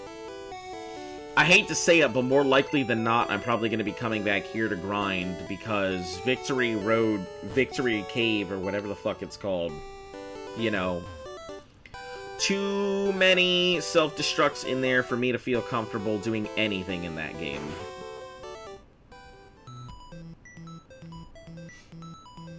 Too many self-destructs.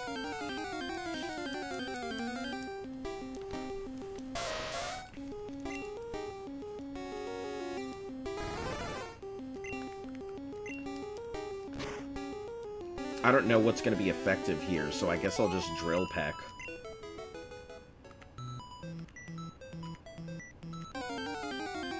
Fly doesn't seem to be that strong, whereas Drill Peck is a hell of a lot stronger, so...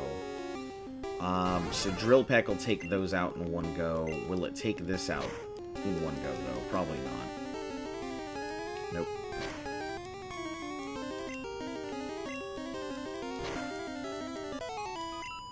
Annie's lobby feels like a long time ago. Yeah, I mean, I would love to go ahead and put in some time watching anime, but since Luft and I are watching it together, our things would have to meet up, and we very rarely get time together.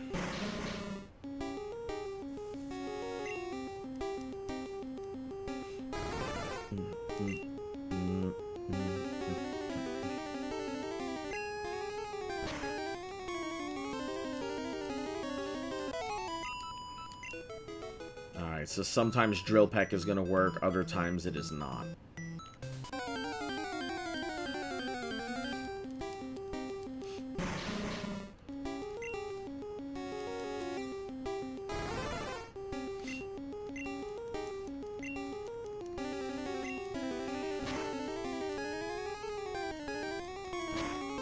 Smog, of course.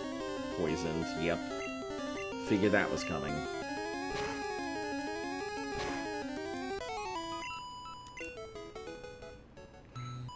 Yeah, the early points of leveling these things when they can't OTK stuff, is a lot of going back and forth to the Pokemon Center. Because I'm not going to sit there and buy up all these antidotes.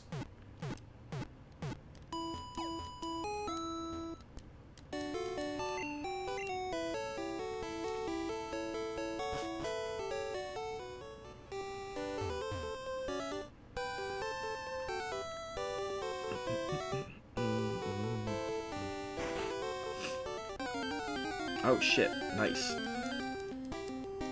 Get that one step in.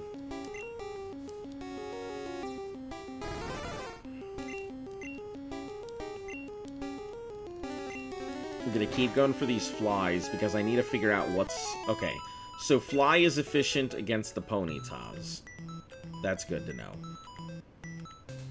You're gonna love the Paramount War art. I don't know anything about a lot of... I've tried my best to stay away from any information about One Piece. So I want to kind of keep her and I on the same page, and the more I can stay away from it, the easier it is. So.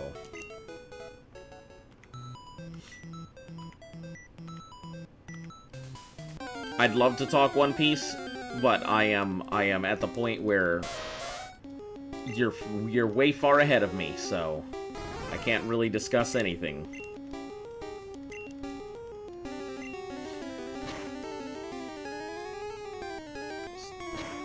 Doesn't mean anything, sorry though. I mean, it's fine. All good.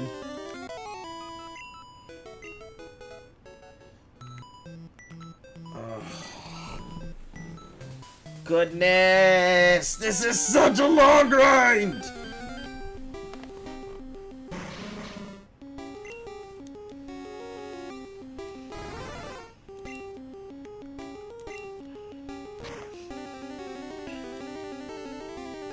Damn it. Please don't poison. Gah.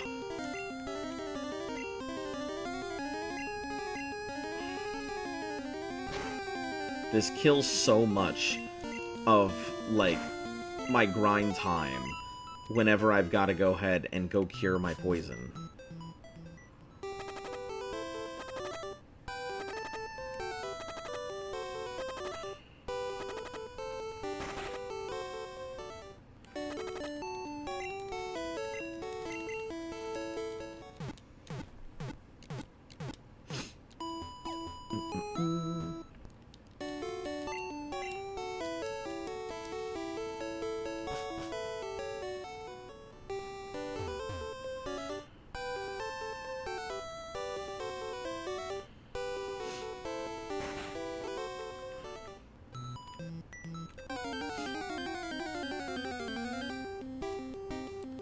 Alright, a Grimer. Let's see how this feels. I'm probably gonna get sludged, but... Let's hit it with the Drill Peck. See if it'll take it out. It does. Okay, cool.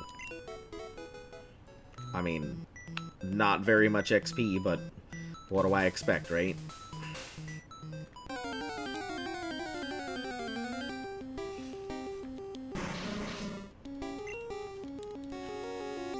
I just say I feel bad that you can't watch One Piece. It's so damn good from Eddie's Lobby. I mean, I don't really feel bad about it. I just don't have time. It just is what it is. That's how life is sometimes.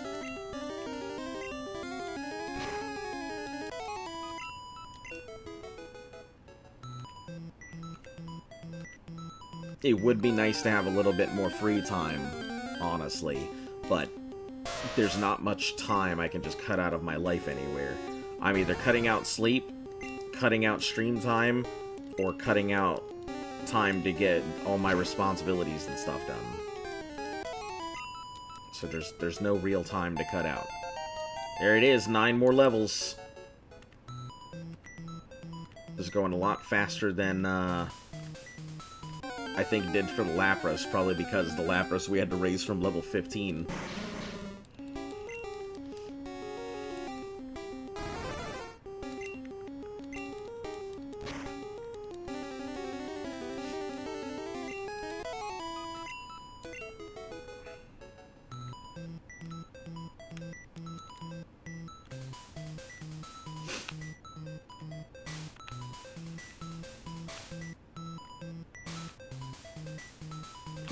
There's plenty of animes that I want to watch or catch up.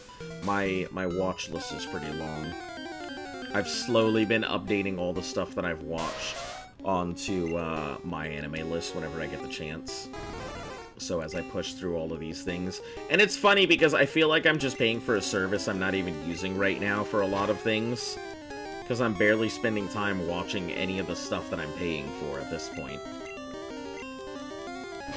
So I may end up just canceling a lot of my streaming services.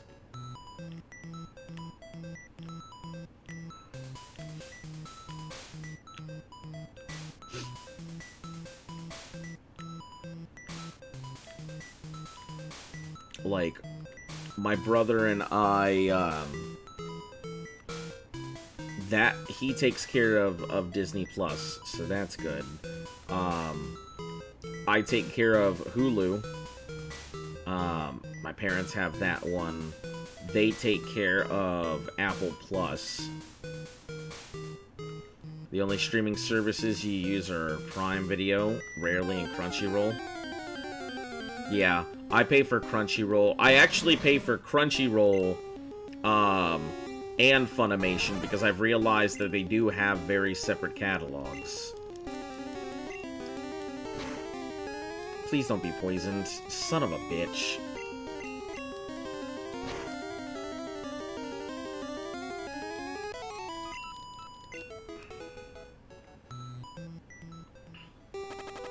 Yeah, I pay for both of those. I remember Verve, when it had first come out, was apparently, like, it had a mix of both catalogs, but I didn't believe it. Let's see, I think Luft pays for High Dive right now, which has some pretty fucking bomb animes on it. Man, you want to talk about some good stuff. Yeah, High Dive has some pretty good stuff on it.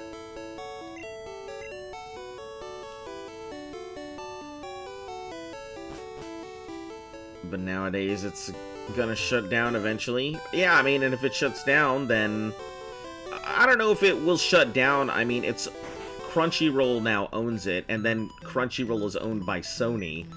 So basically, Sony owns all of that. Sony's been really trying to get its grubby little mitts on everything nowadays. I used to be a Sony fanboy, and I used to be real big into Sony and their company, but, like, Funimation's own Crunchyroll wants to become Crunchyroll, slowly but surely. I'm pretty sure it's the other way around. I'm pretty sure that Crunchyroll owns Funimation. I think they went to go ahead and go in for a purchase, but it ended up not being a thing, and then Crunchyroll ended up buying them out, and then Sony bought Crunchyroll, so they own both of them.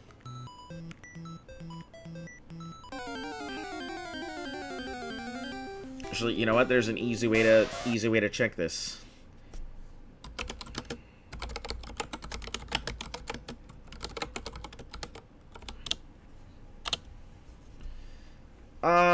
Consolidated Control doesn't come too much of a surprise us.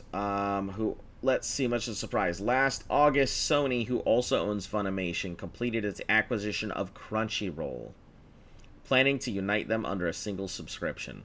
Which is fine. I would actually much prefer to have them under a single subscription. If they rolled it into, like, my PlayStation Plus or whatever to get those for free, I wouldn't mind paying a little bit extra to get them rolled under one.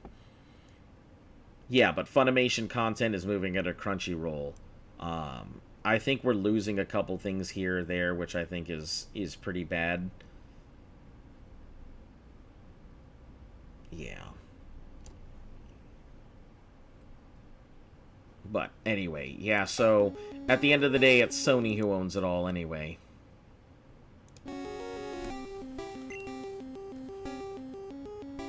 It's taking all the gaming studios, they're trying to monopolize. I wouldn't say they're trying to monopolize on gaming studios, they're just picking up good gaming studios.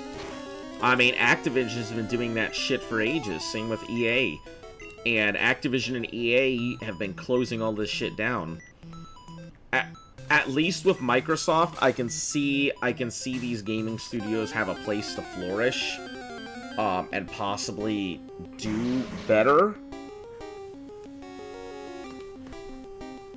Crunchyroll on a VPN is like every anime for cheap. Personally, I would love to go ahead and get the Horse Girl racing game on my phone, but that is a Japanese exclusive.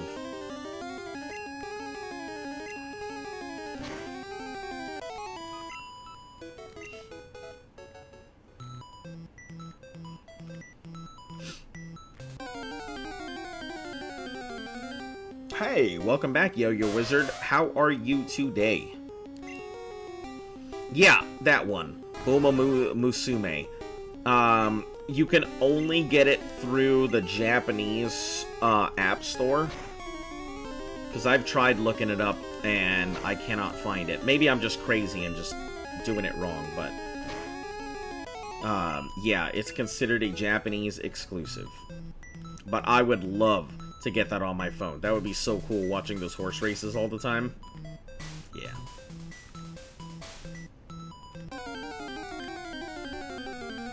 Give me a second, I really got a cough, so I'm gonna mute my mic here.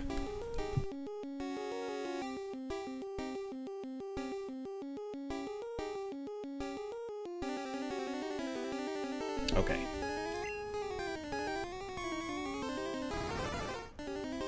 Thoughts on the state of recent movies and shows? I mean, depends on the state of recent movies and shows, depends on which ones. I mean, some of them are okay, some of them are not.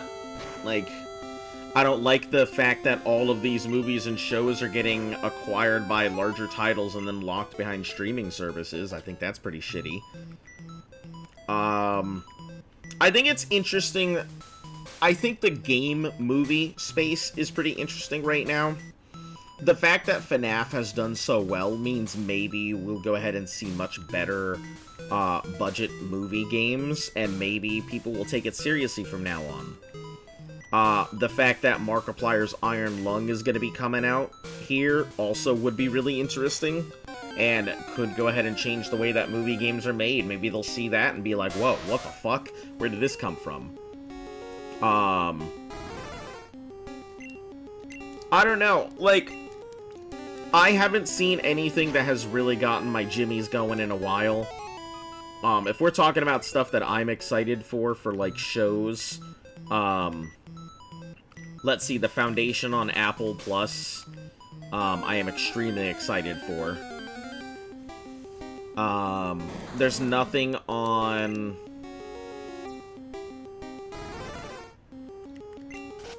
There's nothing on, like, Netflix that I can think of. Maybe the Magic the Gathering show, but the problem with that is they're not even gonna follow... They're gonna follow some random fucking storylines. They're not even gonna be following the Brothers' War or, Thrawn, which I think is the absolute perfect place for them to start. At the fucking beginning. But I'm gonna get poisoned.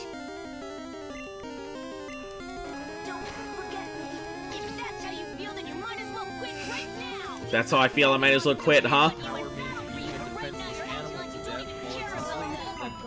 Oh god, you don't even know what you're doing with all of those graphics or so bad stuff. You're pressing stuff without even realizing what's gonna happen. Alright, give me a second, hold on. I gotta... That's not what I need. Half tones. There we are. There's your bad graphics now. Congratulations.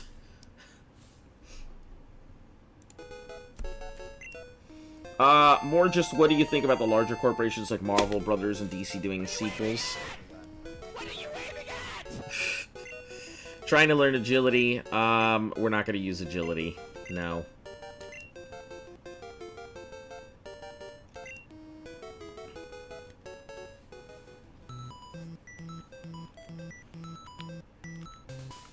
I'm not a big fan of a lot of these large corporations grabbing some of the new stuff that comes out and whatnot. Like, I understand that they want to go ahead and get involved, but the problem is they're really trying to bank on the fact that nerds are in right now. So you've got all these nerd movies and nerd franchises all being bought up by all these companies who don't understand the franchise of what they're getting, who don't really care about it, and are just getting it because they want to go ahead and get in on nerds who have money, who have been using it to buy collectibles rather than spend on entertainment. You know, and when you have people like me who understand the value of, like, why am I going to go ahead and go see this movie from a company who doesn't really care about me, when I can just go ahead and buy this Gundam model that I can put together, it'll always be there, something I can display and say, hey, I've got this. But yeah, they're banking on nostalgia and neat bucks. They want everybody's neat bucks, and I'm not a big fan of how they're grabbing it up. Can we stop them? No. At the end of the day, they're just gonna go ahead and do it. I also really hate the fact that these companies, whenever they have a controversy, they just try and brush it under the rug, like the whole Amber Heard bullshit that's going on. Like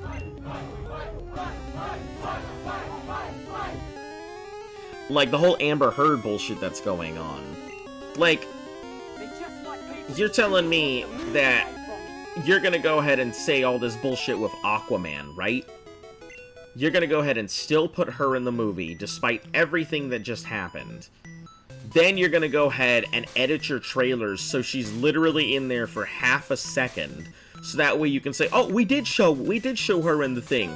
We didn't make it look like she wasn't in there, she was in the trailer for literally half a second. So that way they can go ahead and get away with being like, we cut her out of the movie. Or people thinking that she got cut out of the movie, when she didn't. She's still part of it. So I will not be seeing anything to do with Aquaman or anything else. Yeah.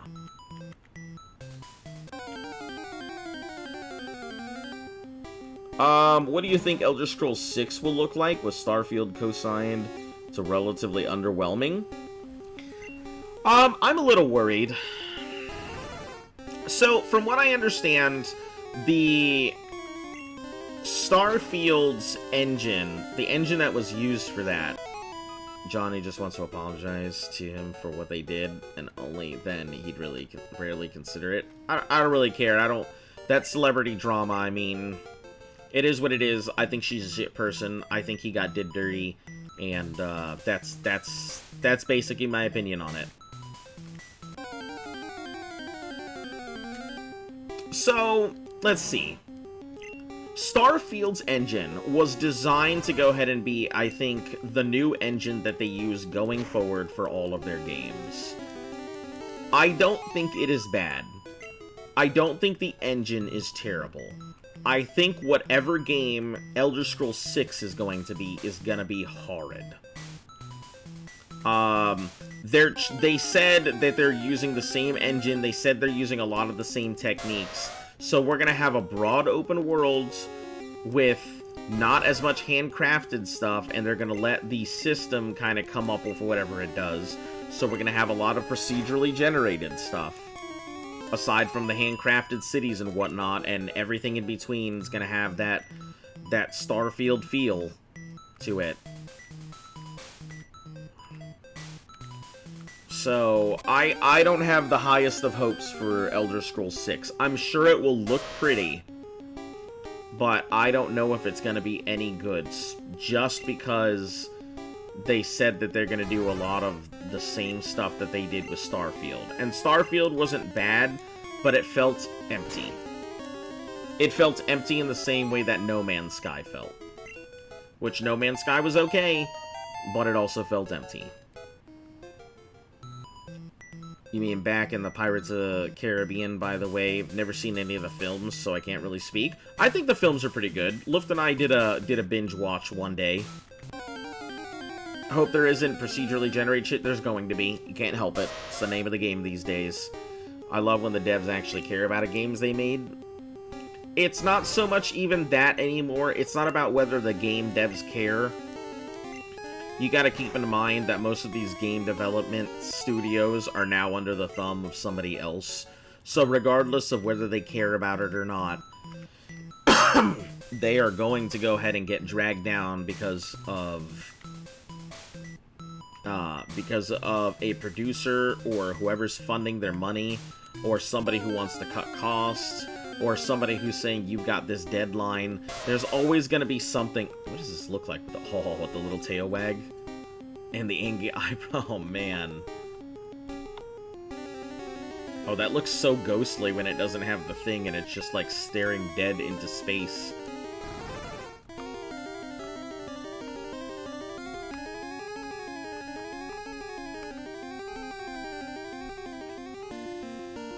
Feel like this is the case. The modders are gonna remake the game as it should be.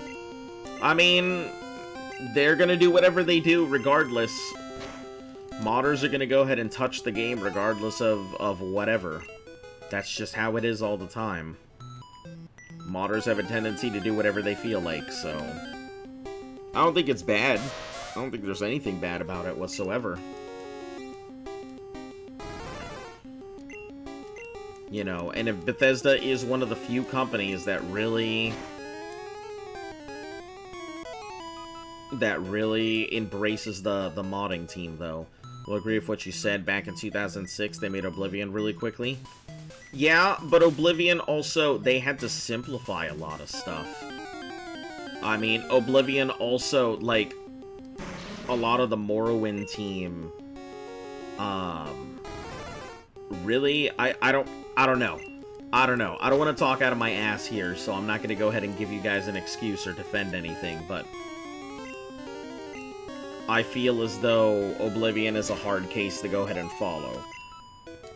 They did make a lot of changes, but they also spent most of their budget on getting,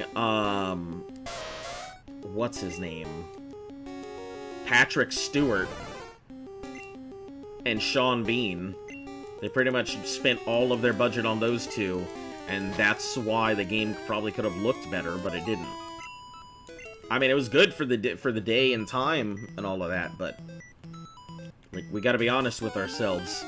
It's not fantastic. It's just good. Get out of here, mail. Alright, here we go. Mail! Stop! I don't want to fucking open you! Jesus Christ, get out of here! Okay. Now, let's get back to this thing. I'm gonna have to go ahead and get a board so I can just manually put these buttons on it. Way ahead of its time in regards of graphics, though? Yeah, I mean, back then it was extremely ahead of its time. But, I mean, imagine how much better the game could have been if they hadn't, like, blown their entire budget on 2 voice actors.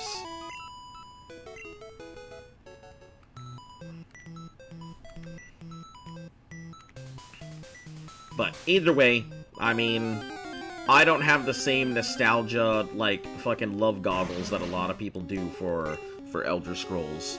Elder Scrolls is a good game, but I'm not gonna go ahead and, you know, put my pee-pee in it and be like, this is best game. It's not my thing. I don't have the same attraction everybody else does to Elder Scrolls. They made a banger, though, no? I mean, it's okay, having played through Oblivion, like, again, after having nostalgia goggles for so long, it's not as great as I thought it was. Oblivion was okay. Oblivion was okay. It falls in probably fourth. Probably fourth of all of the games. Arena being dead last. Daggerfall being first. Skyrim being my second. Morrowind being my third. Then Oblivion. Then Arena.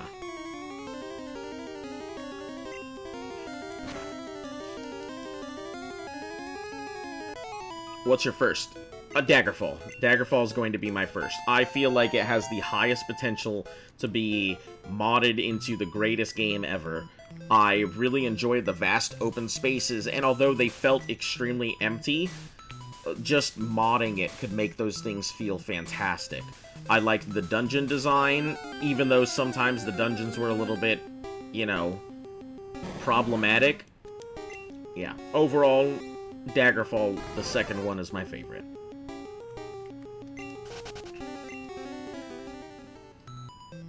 Hello, Dynasty Star.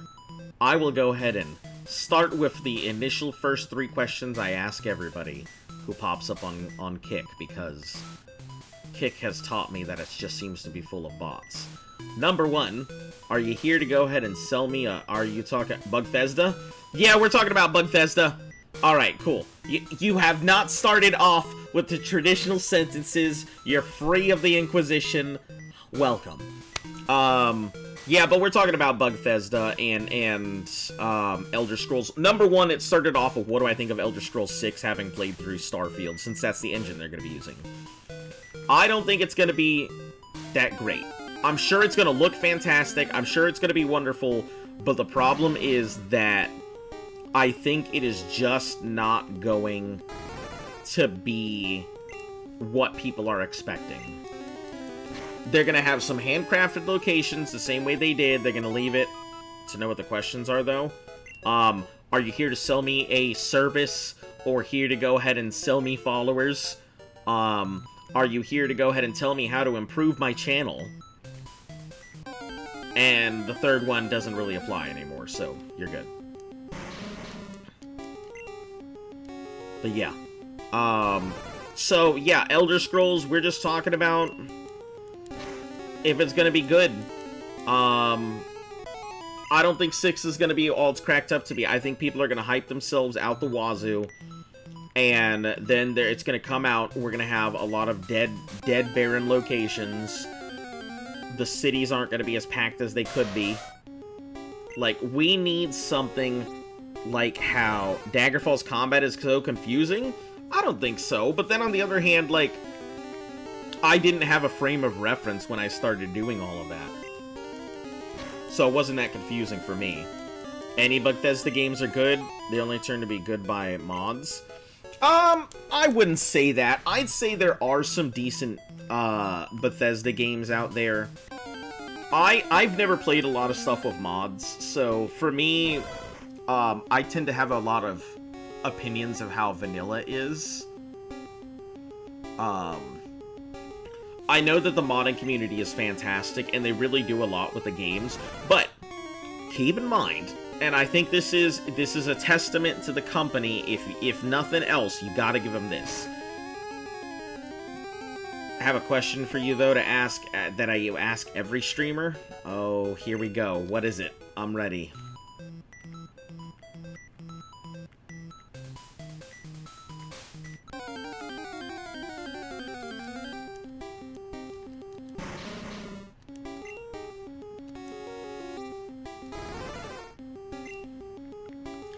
We'll go with the drill peck. Do you know what's the most compatible Pokemon is? Is this the human compatibility chart? Is this what we're asking about? You know, Pokemon X-Human. Yeah, I'm well aware what everyone says is the most compatible. And if your answer isn't fucking horsey, you're doing it wrong. It looks like it was made for the purpose, okay? That long-ass nose, that big, moist, succulent water gut. I'm just fucking... Oh, man. It's funny because we had this exact conversation. Okay, second question. What do you typically like to stream? My channel is specifically... I do challenges. I've built my stuff off of hardcore challenges, things that are too difficult for people to complete without serious investment, or things that are too time-consuming to do without serious investment. You know, I don't have trouble investing months to years into a challenge. You know, I've done it before. Wouldn't be my first time. So that's just what I handle. Extreme video game challenges. Yeah, I'm not specific to any genre. I guess I fall in the most extreme type of variety streamer. one who barely changes games, but does have a very wide catalog of stuff. So, yeah.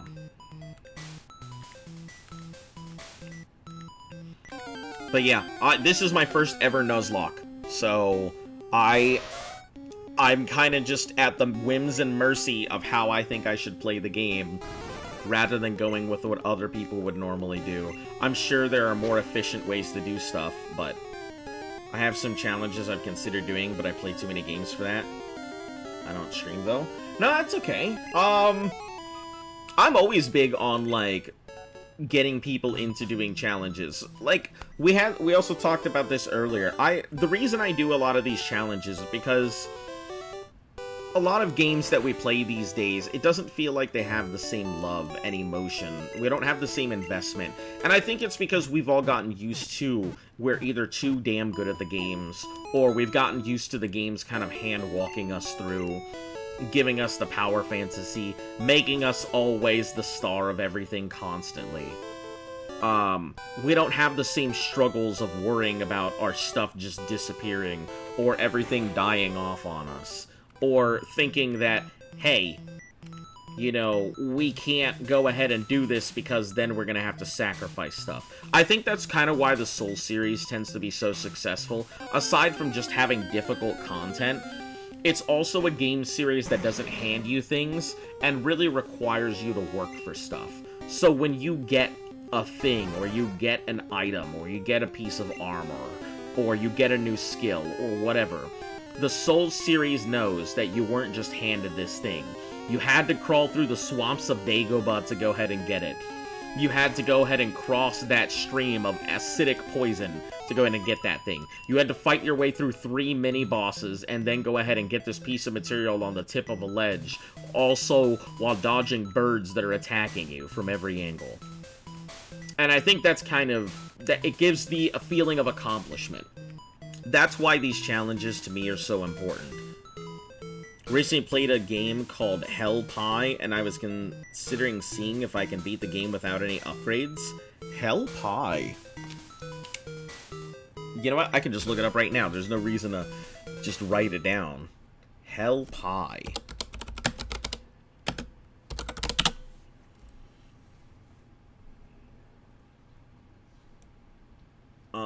Let's see.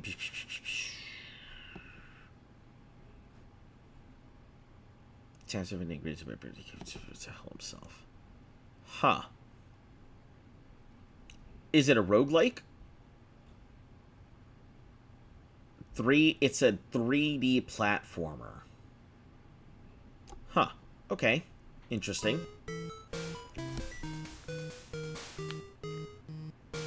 Yeah, that sounds pretty cool. Yeah, I think stuff like that is good. If you ever feel like a game is becoming too samey, or you don't feel like you're getting the same challenge out of a game, I always tell people that they should go ahead and put some regulations on it. You know, nothing makes something more satisfying than knowing that you can't do it, or you're not supposed to be able to, and then being able to do it. You know, like Super Mario Sunshine with no jumps.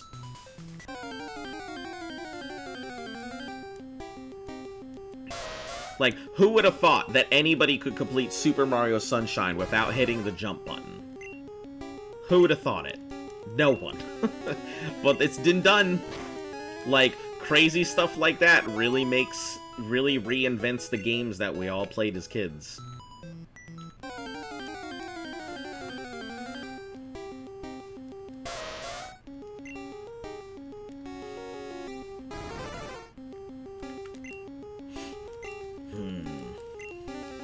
So, if you did do challenges and stuff like that, what would you consider the most interesting, or what would you consider the most difficult challenge you can think of in games? I have a few of what I consider the most difficult challenges in gaming on my list. I actually had a top 10 list of the things that I consider the most difficult in gaming. I'd have to find my chart here somewhere, but I know that, obviously, Mega Man and For Honor, I've mentioned a couple times, with the Blue Bomber achievement of playing through the game without being hit, and then For Honor being the best player in the world, which there is a trophy for. I think either Killing Stage or Shadow Warrior or something. I don't remember. There's one of those games, I can't remember, that has a stupidly difficult achievement in it. Thoughts on the Sniper Wolf situation? Don't dox people. Simple as that. Ban her from the platform. That's what I think. She has gotten away with a lot of stuff for so long. Sure, she may be the poster child of YouTube and regular content at this point, but it doesn't matter. You make a mistake, you get slapped on the nose with the newspaper. You make a big mistake, you get kicked out of the platform. How many people have been kicked out of the platforms for less? A lot. You shouldn't go ahead, she shouldn't get preferential treatment, strictly because she pulls in so many people. It's a controversy that should have just exploded everywhere, and that she should have been put down for. She should have been kicked off of the platform. That's my opinion. If I was to dox somebody, you bet your ass I would not be on this platform tomorrow.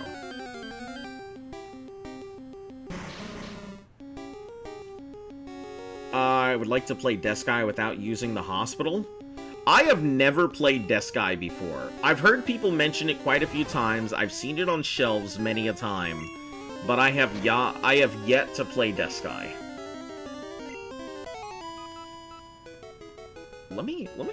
I'll write this down here, because that does sound interesting.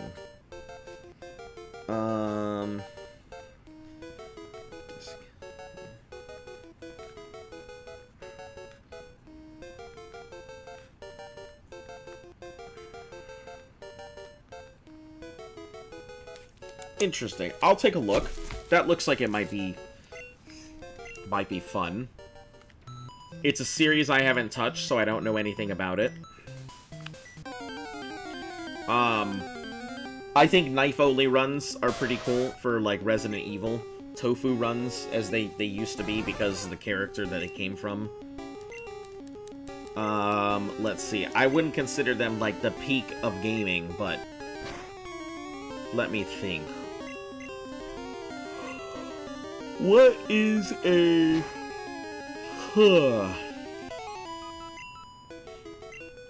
I think pacifist runs of Fallout games are pretty cool. Like, not being able to end a single NPC. I think those are pretty cool.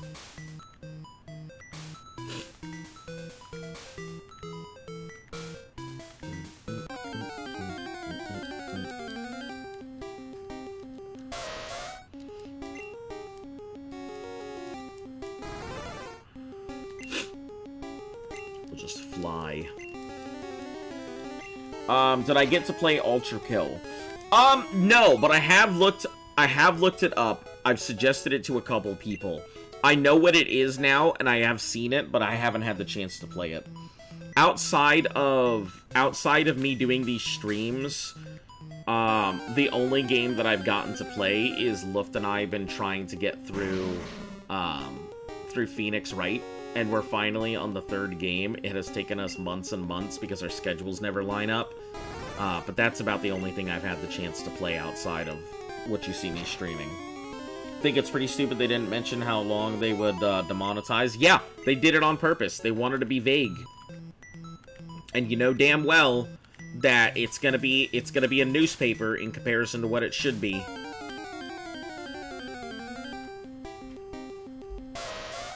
This is the equivalent of them just rolling up a magazine and slapping the dog on the nose gently and being like, "Bad dog." Oh, my dog is looking at me like, what's going on here? I'm looking at her looking at something. I don't know what she was looking at, but she was staring at something hardcore.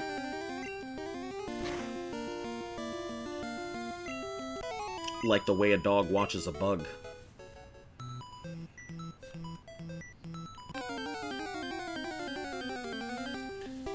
Would you like to see your Steam library? No, thank you. I appreciate the offer to take a look at your Steam library, but, no thanks. I'm not too worried about what other people have gotten their stuff, and, I usually don't end up watching a lot of people's videos and stuff until way after streams and things like that. Would you like to hear the games you've 100%ed? Absolutely! Shoot! That sounds awesome. As long as it's not a list like a billion messages long.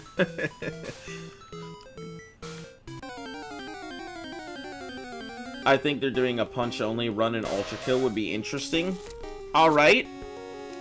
Let me add this to the list. These are all things I have to... Never mind. Oh, no. Alright, give me your top 10 games that you feel are the best games that you've 100%ed.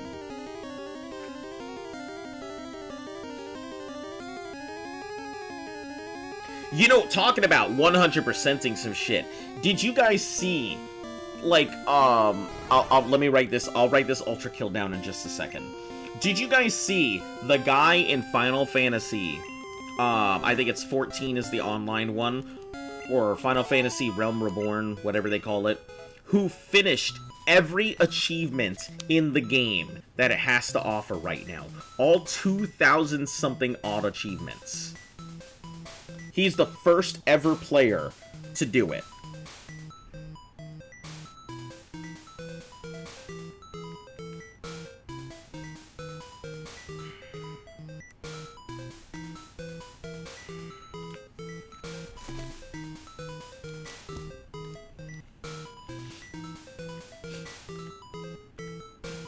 They said that, like, some of those achievements would take upwards of daily logins for 7 years to be able to finish. It's funny because the Final Fantasy community was like, dude, are you okay? Are you alright? Have you gone outside? Are you eating well?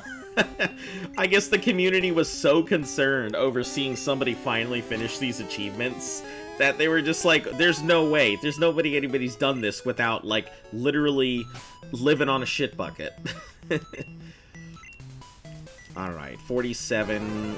We have 4 more levels, and it's not that far. Not that far. I was expecting it to be a lot worse, but 4 levels. I may end up taking a break here to go use the restroom shortly, but...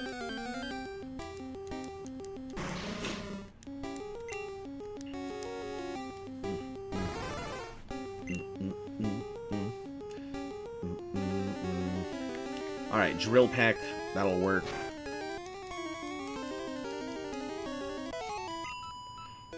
Spyro, reignited. Okay, Honey Pop. Man, let me fucking tell you, I love Honey Pop. It's one of those few games. It's one of the few games that I get a small guilty pleasure out of playing. Like, I don't even care that it's an H game. That doesn't even matter to me. Like, I play an H game and don't give a fuck about any of the scenes. I'm there to collect shit. I'm there to go ahead and get it in my gallery. I don't give a fuck what it looked like. Yakuza Kimawa. Okay. Okami. Grandia! Boy, howdy, let me tell you about some Grandia back in my day. I actually have an original copy of it sitting over there on my Dreamcast. So, I've also got it on PlayStation, I think, which was the first time I ever played it. Was on PlayStation. But yeah, I've got one on my Dreamcast. You can just age yourself? Now you're all good. I have no issues talking about myself, so, I am 35. I'm not some young kid. I always tell people outright, because people will come in here and they're just like, oh my god, I'm gonna rile you up, and I'm just like, kid, are you serious? I've been out of the uterus longer than you've been alive. But yeah, I tend to go ahead and like a lot of those old games and things like that. But Grandia, man, 34? Okay, see, then you know exactly where I'm coming from. Man, Grandia, that twist. Grandia had such a great twist in it. You know, the fact that the stick was the ultimate weapon all along, like, is one of my favorite fucking twists ever. I love that.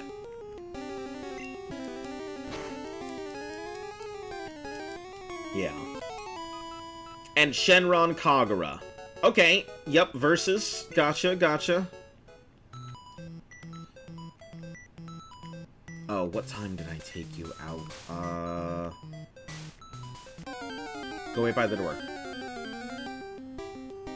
I'm not gonna tell you twice.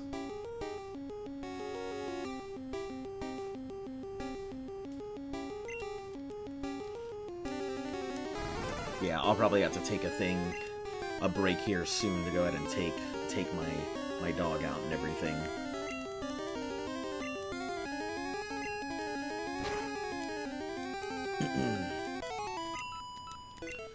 Let's see. What do I even... I don't think I have any 100% achievements on Steam.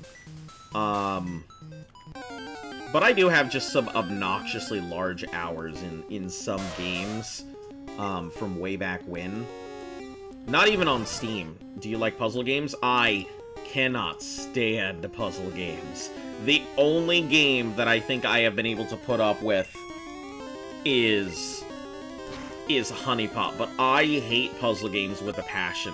And it probably comes from my interactions with games like Myst and point-and-click adventures back in the day.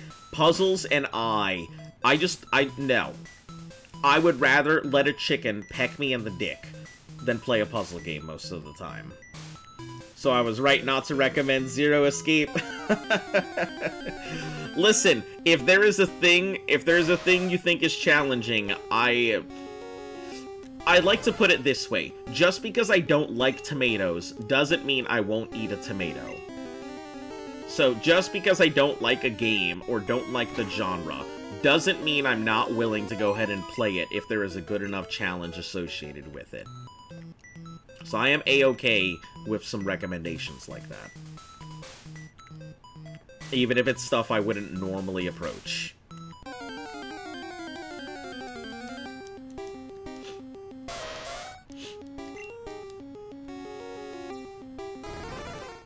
I am terrible at escape rooms. Even in real life, I am just so bad at escape rooms. I have very good analysis, but sometimes my lateral thinking isn't the greatest. God damn, look at that speed and attack! This thing's gonna fucking drill peck through the universe. Games are visual novels in terms of gameplay. They're basically a bunch of escape rooms. Yeah, I would suffer. I would suffer horribly at the hands of something like that. Alright, I gotta go ahead and take my dog out, so she gotta go do the poops and stuff. First, let me go ahead and save. Let me hop outside, and then I'm gonna go use the restroom, take her to go use the restroom, get her fed, get myself some actual food. I should be back roughly in about 10-ish minutes, so it shouldn't be too long, but, you know, stand by. I don't have any music or anything, so you'll have to just entertain yourself. It's pretty challenging sometimes, but I have to look up the solutions. How the hell do they get that? There's a game called Siberia, and I know that you're going to talk about the puzzle clockwork game Siberia, but no. I'm talking about it is an RPG, like, rail shooter puzzle game called Siberia, and Siberia 2. Yeah, but that's the thing. You're putting Siberia... there are two sets of Siberia. They're both named the same, and they are nothing to do with each other. One is like a fantastical adventure with fanciful fantasy, you know, aesthetics. And the other is you playing like a spy trying to go ahead and infiltrate and take down a government or something. And they are completely separate games, but when I bring up Siberia, people always think of the first one and not the Siberia I remember playing. Here, let me see if I can, before I go ahead and take her out. I think Siberia that I'm thinking of starts with a C. It's Cyberia. So Siberia with a C, like cyber. Not the Siberia, the one that most people are thinking of with the S. Yeah.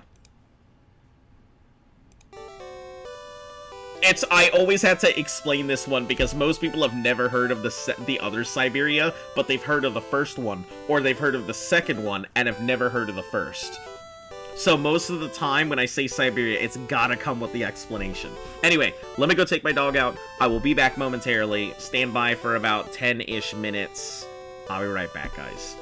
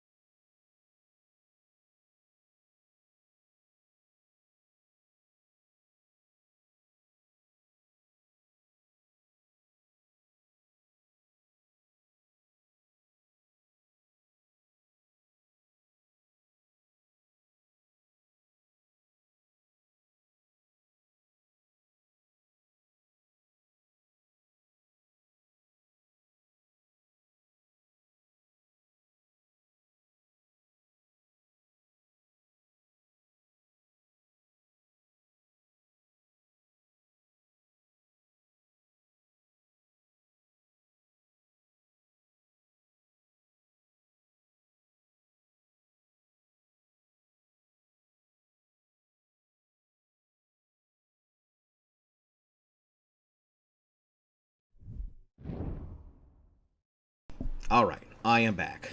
Watered. Dog's done. I've used the restroom.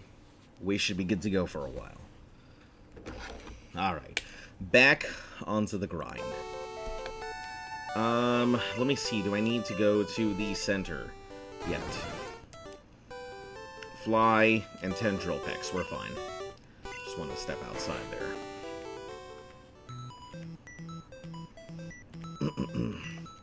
We don't have too much longer. I mean, it's, 7,000 for 49, and then just the 2 levels, and that's it. Then we'll move on to the next Pokemon on the list.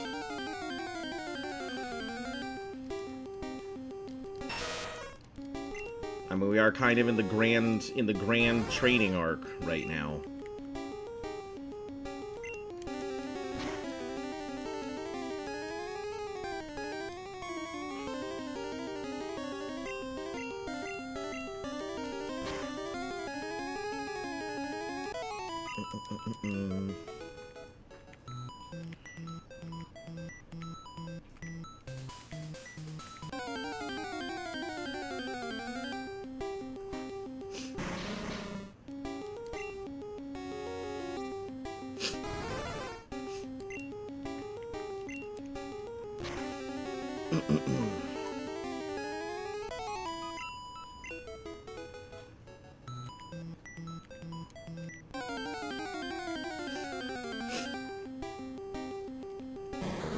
We gotta get out of here.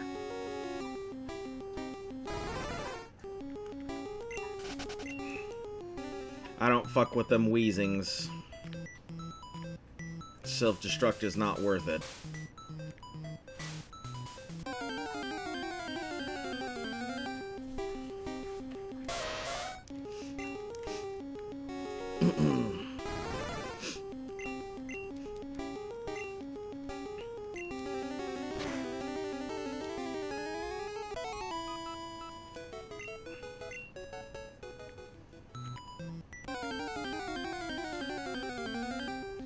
I'd like to think that if you ever got tortured for secrets, they would strap you to a chair and make you play Minesweeper. No, I used to play Minesweeper on maximum difficulty for fun when I was younger. Not because I was any good at it, because I couldn't understand how Minesweeper worked. So, like, it was just one of those things that I really enjoyed Minesweeper, but I'm horrible at it, so I think I would like to see somebody actually complete maximum difficulty Minesweeper. And I'm not talking, like, max difficulty as in you said it there. I'm talking about, like, maximum size Minesweeper with the maximum amount of mines possible.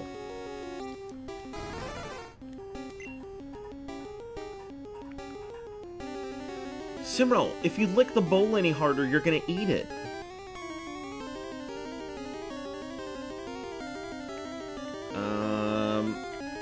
I guess, yeah, drills. We'll just go through it.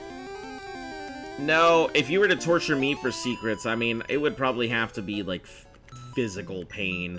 I don't think there's any mental, psychological nonsense that could be strapped on me.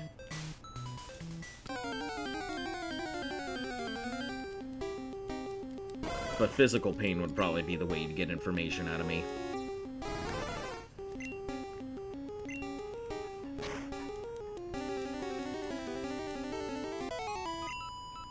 Make me play Minesweeper. It's funny. But you hate puzzle games? Yeah, but I like Minesweeper because I used to like clicking on the buttons. It's not like I didn't play it for like fun, like, oh, I'm having a blast using my brain. It was more like, oh, can I go ahead and do this without dying this time? I didn't know how to play Minesweeper when I was a kid. Now I know because I've actually watched somebody play it and explain it. But no, puzzle, I mean, like, there are some puzzle things that I enjoy. Like, I don't mind putting together a jigsaw. Mazes are some of my favorite things ever. Like, I don't mind word problems. I don't mind using my brain, but, like, puzzle games, I don't know what it is. Maybe it's the interface. Maybe it's the way they present them, but puzzle games just do not do it for me.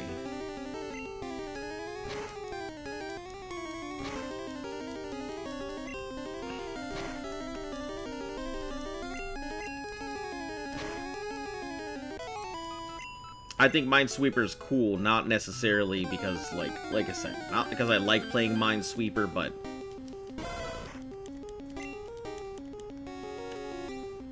Did you just go all the way around in a circle? What are you doing, girl?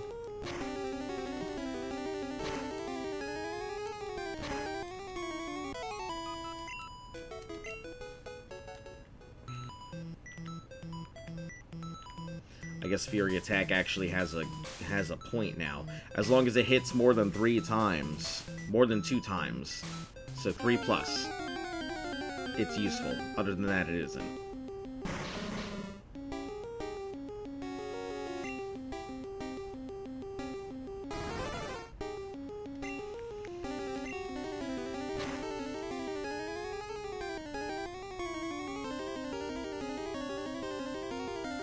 Have you ever played Peggle on the... I don't even know what Peggle is. So I guess that would be... The answer is no. I have never played Peggle.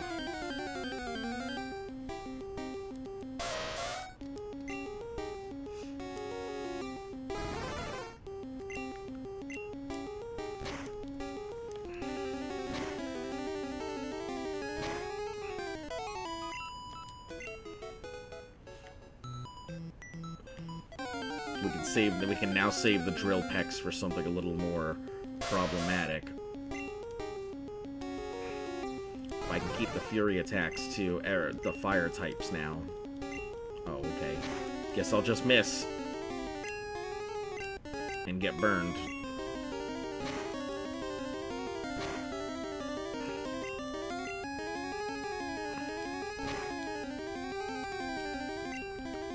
Okay, let's just end that real quick.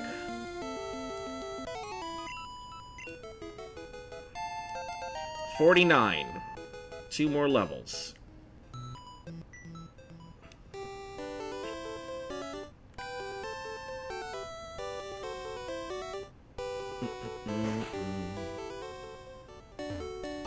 Yeah, I feel like as I've gotten older, maybe I have more of an appreciation for puzzle games as a whole. But, like, I'm just not very good at them.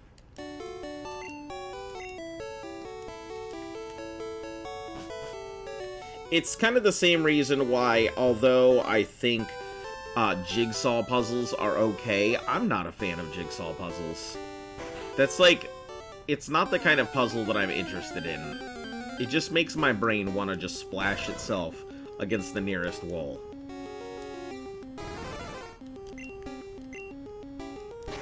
It's probably... I think I know where my hatred of puzzles comes from, too. It probably has a lot to do with The Legend of Zelda. Because there were a lot of puzzles in Legend of Zelda, and when I was a kid, it just infuriated me beyond all belief, trying to go ahead and figure out something. Siberia had quite a lot of puzzles in it, which I really enjoyed. Like, there's this one thing where you're trying to sneak into a base, right? And you can't actually see what's being typed. So there's a touchpad, and the touchpad, it's got numbers and everything, but you're around the corner. So the only way to figure out what the actual code is you have to hear what the guy, like, pressed on there, and then you have to figure out what buttons he pressed strictly based off of sound. And you only get one chance to, I think, do it before you get gassed. So I spent many times right at that section trying to go ahead and listen to tones of this guy pressing on the things, and through sheer force of will and just, like, constantly dying, managed to go ahead and eventually get into it. Don't roar, no! God damn it. Growlithe is good XP.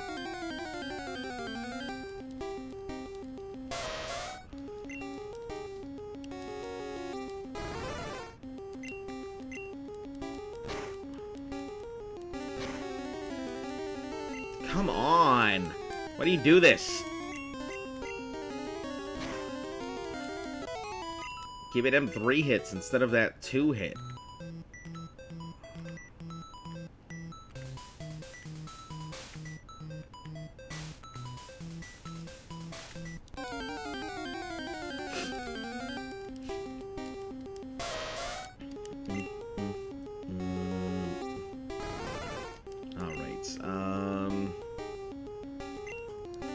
Go for that 3. You got this.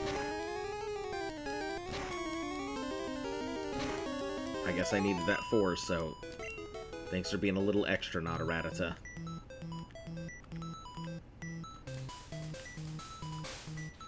You know what I just realized?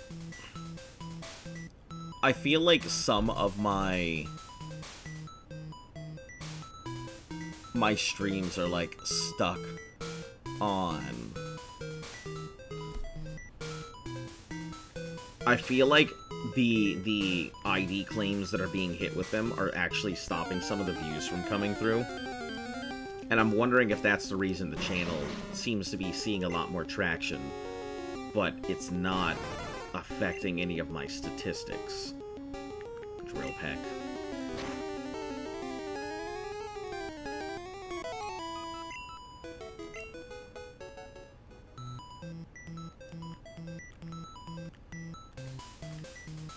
Oh, hold on. Give me 1 second. I will be right back, guys.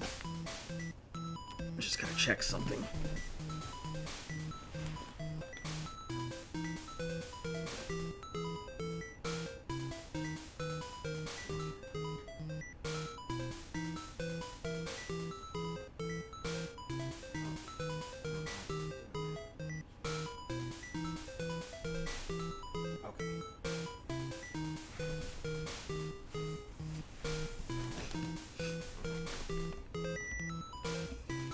Good to go. Let's get back on the grind.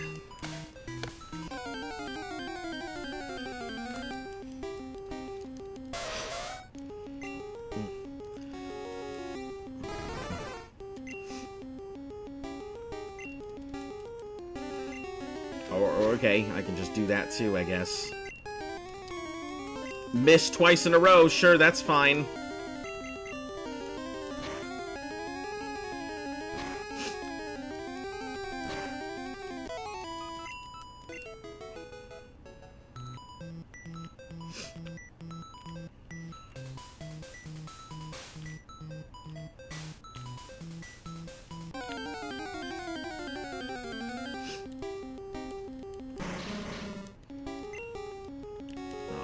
Drill Peck. I'm wondering which really would have been the better way to go. Doing this here, or going into Diglett Cave? I am really curious. I'm serious about running the numbers.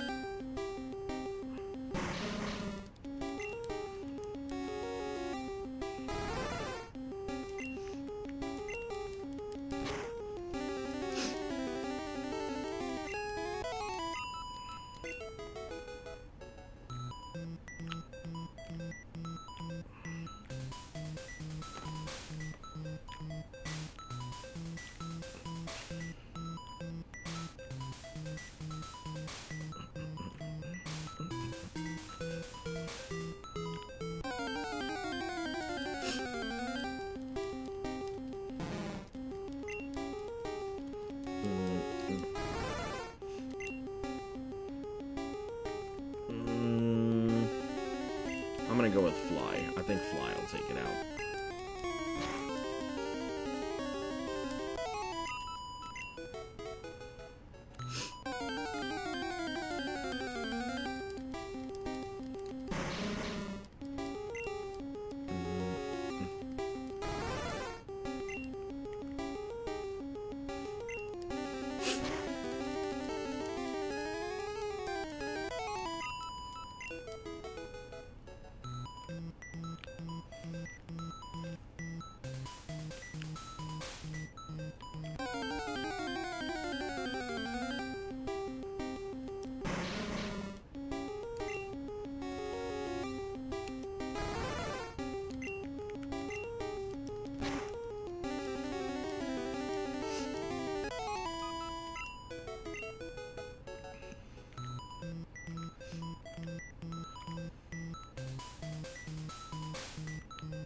just a matter of willpower at this point.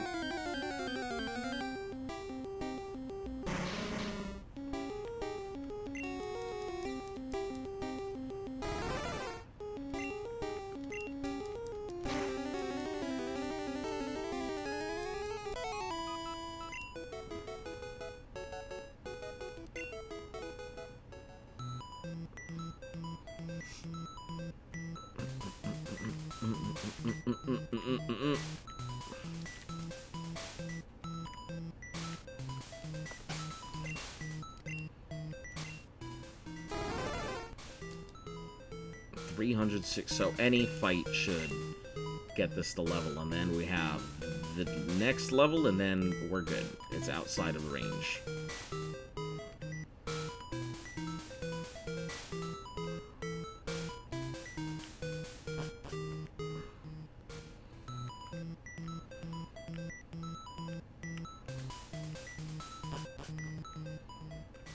Okay, I'm just trying to go left and right. Game, can you calm down? Stop making the D-pad go wherever it feels like it.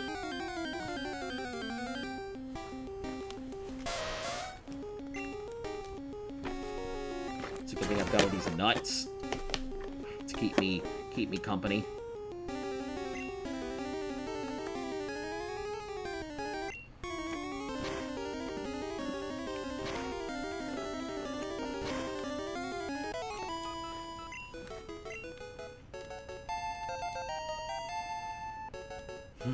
One more.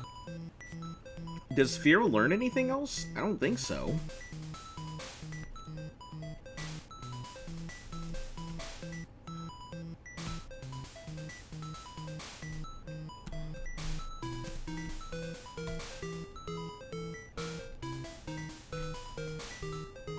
Yeah, I learned agility, and that was basically it.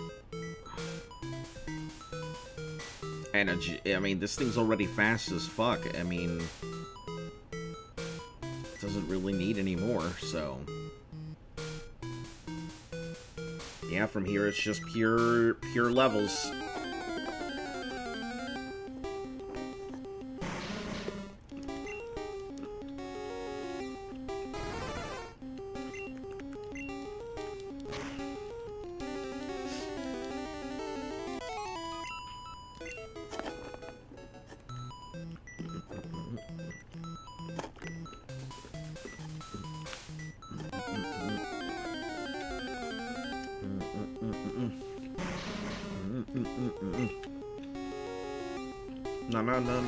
No.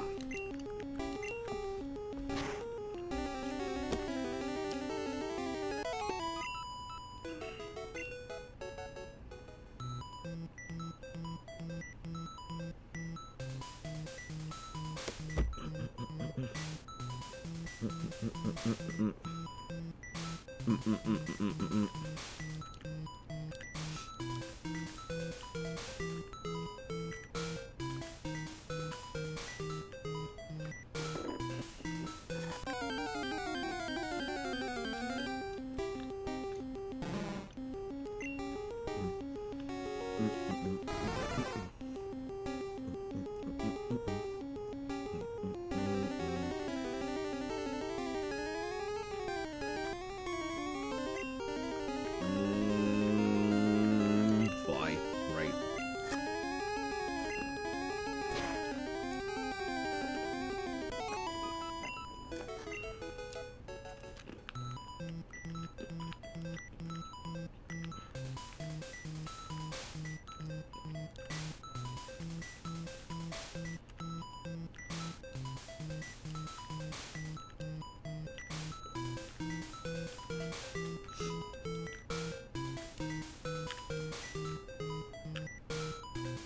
I don't think I like this carpet, or tiling, or whatever it is.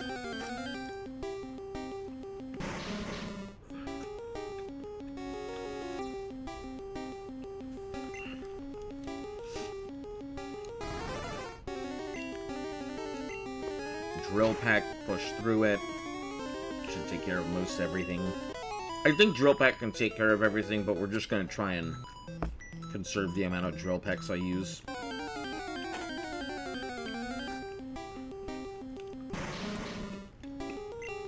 save them for the coughings.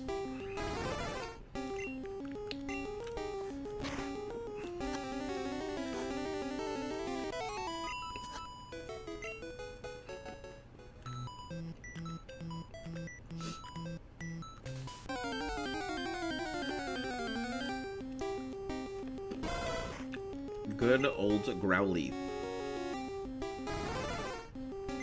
We'll definitely hit it with a fly.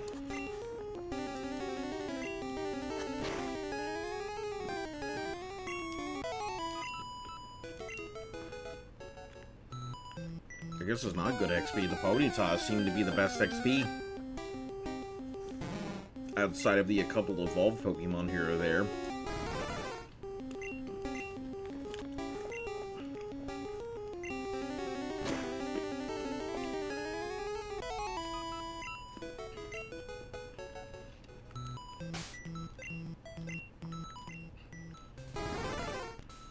$4,000. Easy peasy.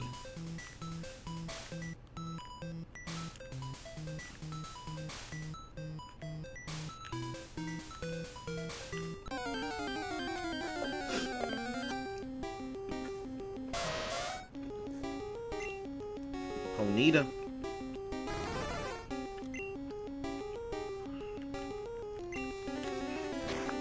Just Fury attack. That should be fine. Unless it does some bullshit like that.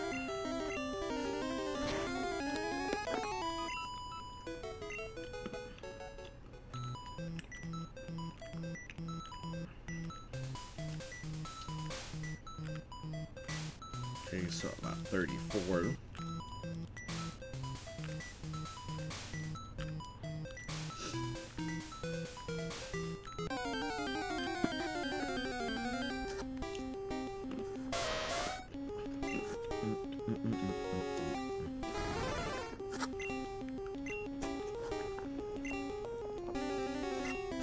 Wow, that was lucky on both sides. Wow. Very unlucky on my side.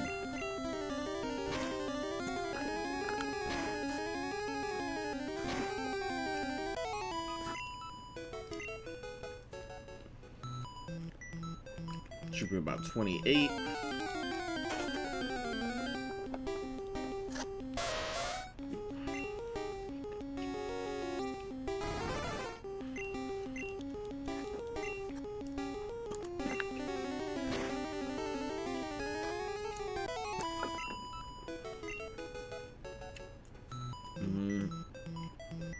About 21.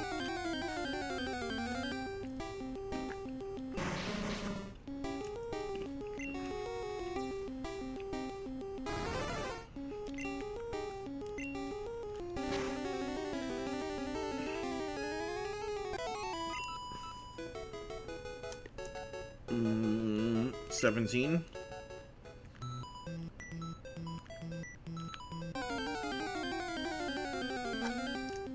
Probably closer to 16, but we'll just say 17.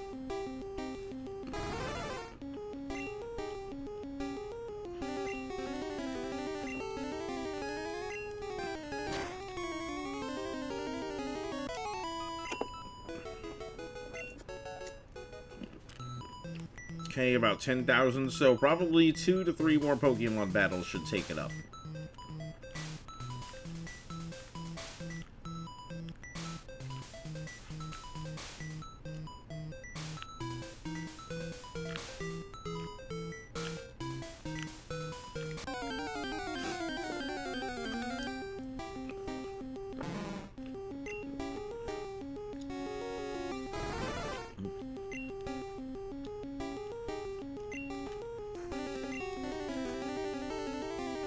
Your gas doesn't affect me way up there.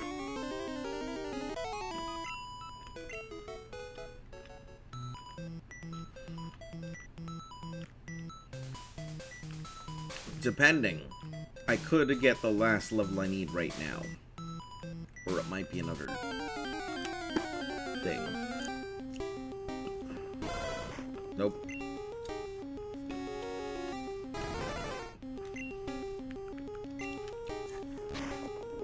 Should be one more fight then.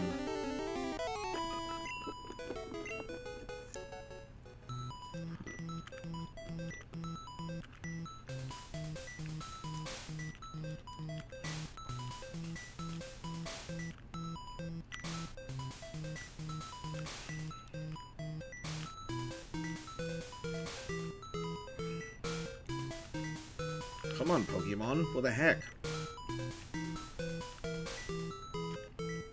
It's like you're that far away from getting your level? Nah.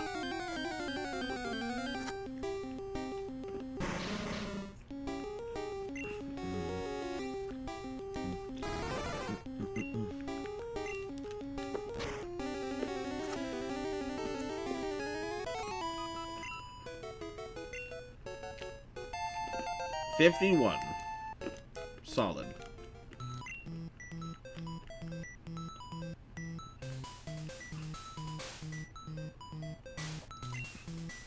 Oh god, I just realized that Razor Whip is gonna be such a pain to level up. I don't know what I'm gonna do with that. Maybe I will have to level up Razor Whip inside the cave. Just hope it's fast enough to beat out a Self-Destructor.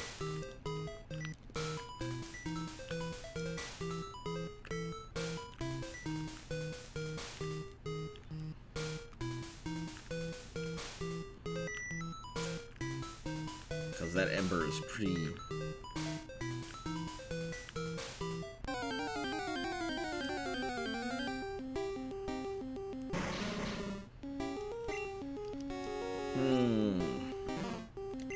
So we've got Headbutt, Body Slam, and Strength to go with.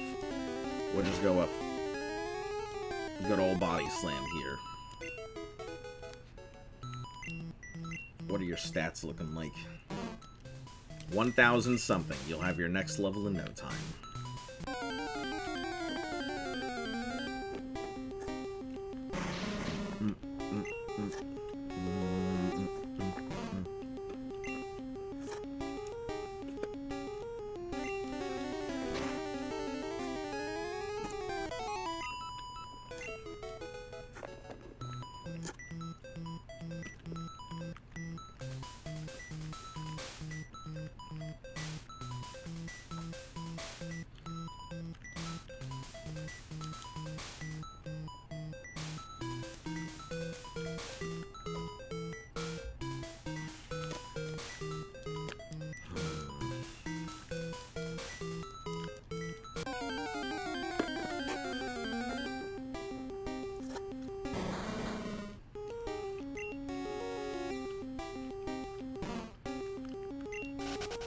Okay. I thought I wouldn't be able to run away from it. I was scared that I would be too slow.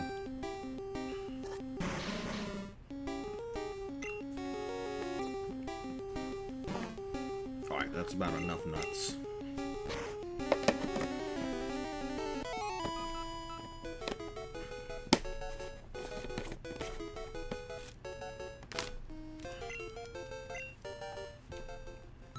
One more. That'll get me to 45, I think, with this.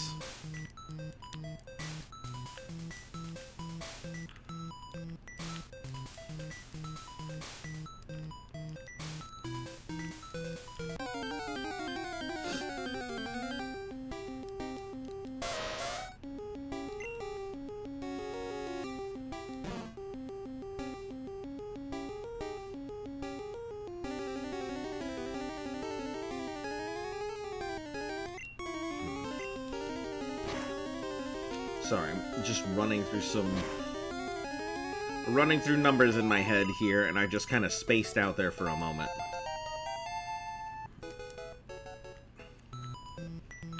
So, let me get Snorlax move set up here. I'm pretty sure 50-something... It's pretty high up there for its Mega Beam.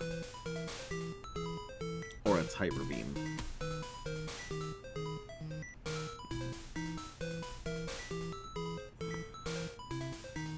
So, it learns Double Edge at 48 and Hyper Beam at 56.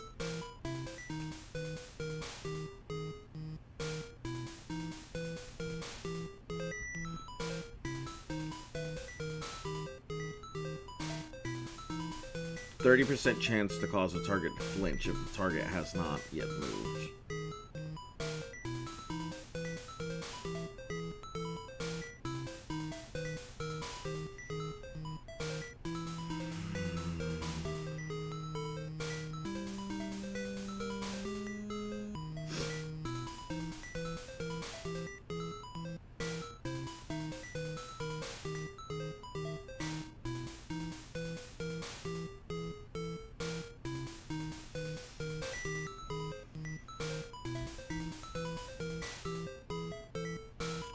So, nothing too exciting to worry about or look forward to.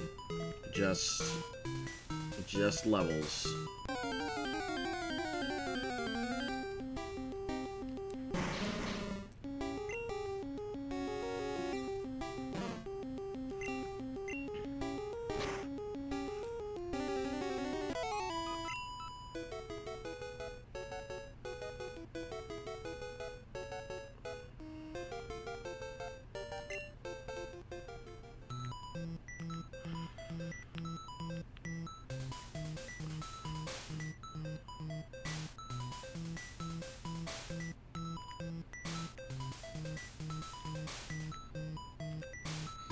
This music is putting me to sleep.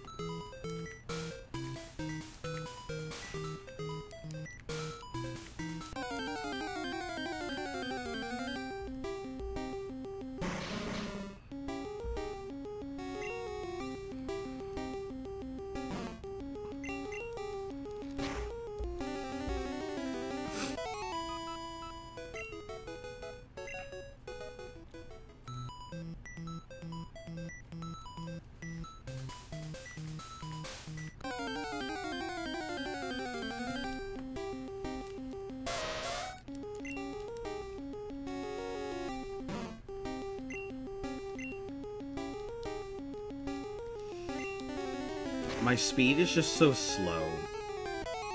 That's my biggest problem with this, is the speed.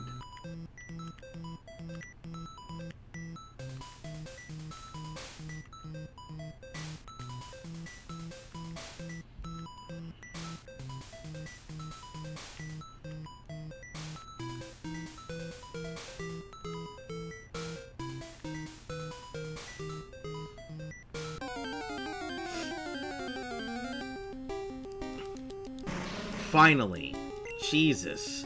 Roaming around there for minutes waiting for something to pop up. This spot is like... It is not a very good spot. I was expecting this to be a great spot for leveling, and sure, it provides large amounts of XP, but like the encounter rate is horrid here.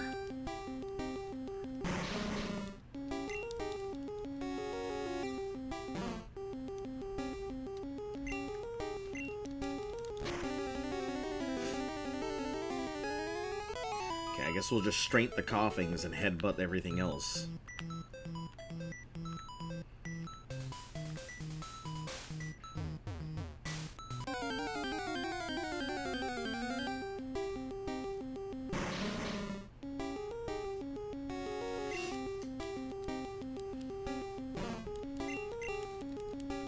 Oh shit, I was supposed to straighten that, wasn't I? Well, it went down, so all good.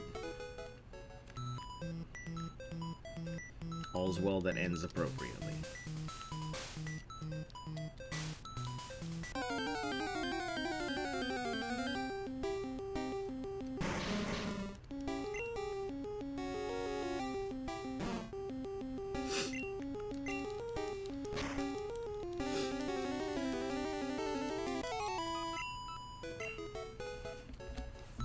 Oh, so much more to go.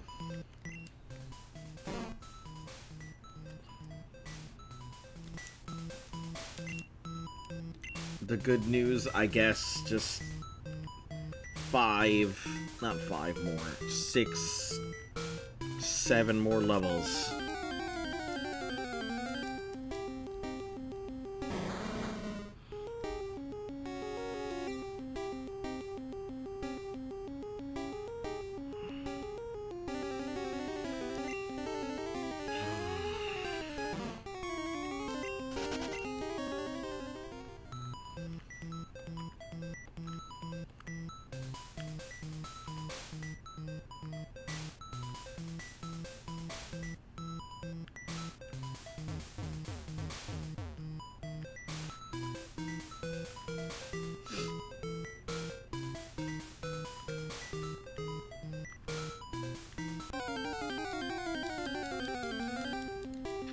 I have like 7 hours worth of this in me. Maybe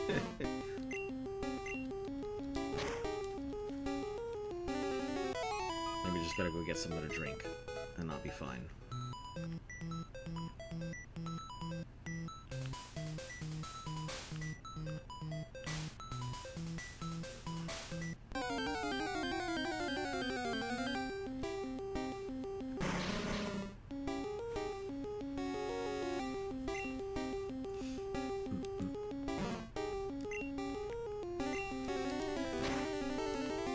probably body slam through most of it.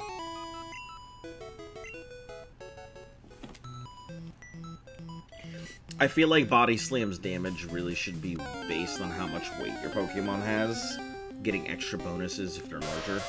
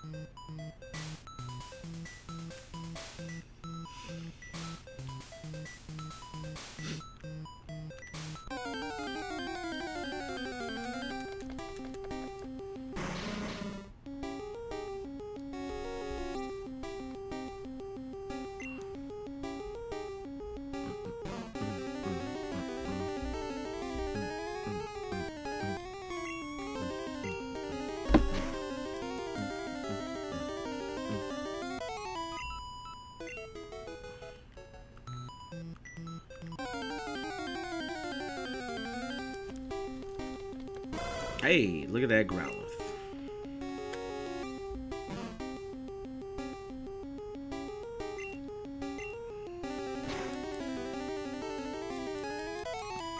I forgot how fast Growlithes can be.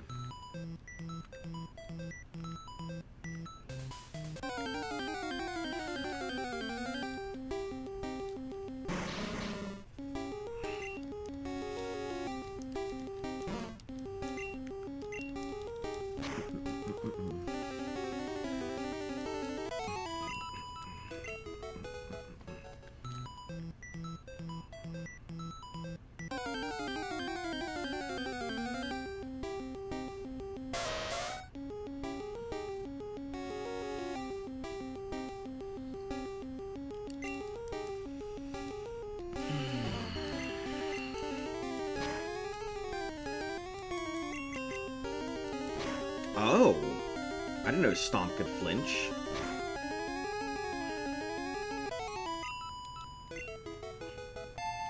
$45. We'll leave it there for a second. I'm gonna go get something to drink, and we'll be right back.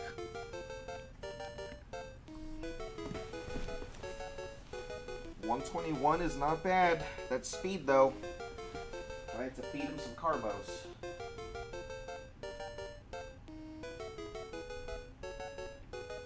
At least get his speed up a little bit.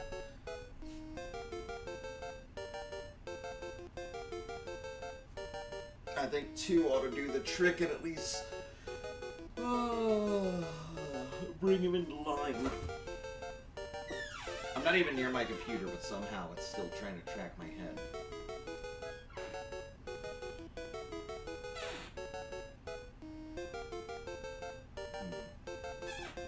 What do we have? What do we have to drink?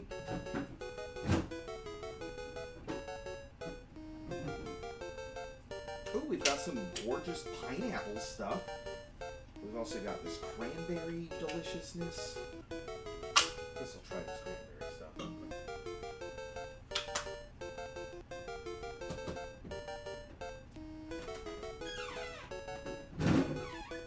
And maybe just get some good old-fashioned Great American water.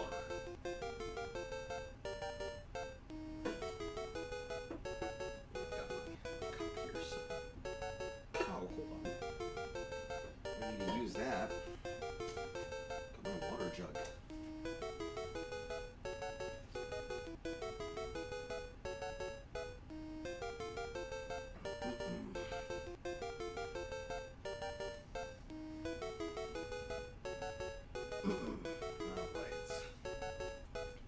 Got my 2 things, and I'm ready to go, so I can sit down here.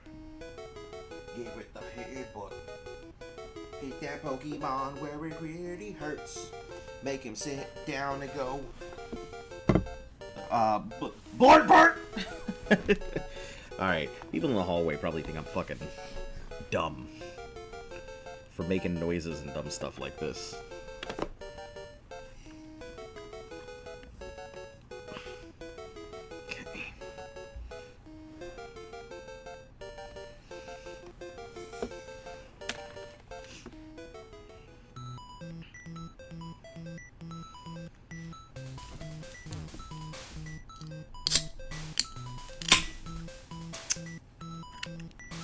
cranberry cocktail.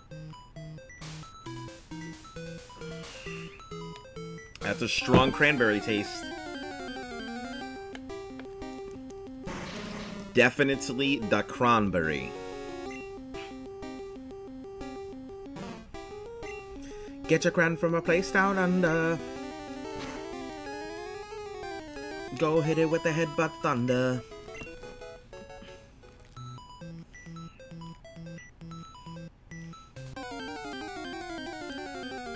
Choosing the wrong move is a blunder. Do do do do do do. Teaching Noob Slayer to asunder. Do do do do do do. Headbutt the grinder. It's a pile of sludge. Even though it will faint, it still not budge.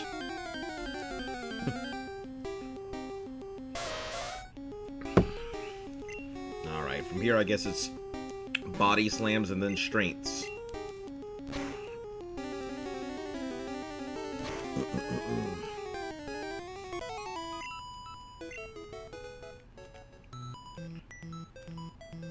Yeah, if I'm not mistaken, I think a Pokemon with a higher move speed will also avoid an OTK. Excuse me. A one-hit kill. An OHK, sorry. Yu-Gi-Oh terms.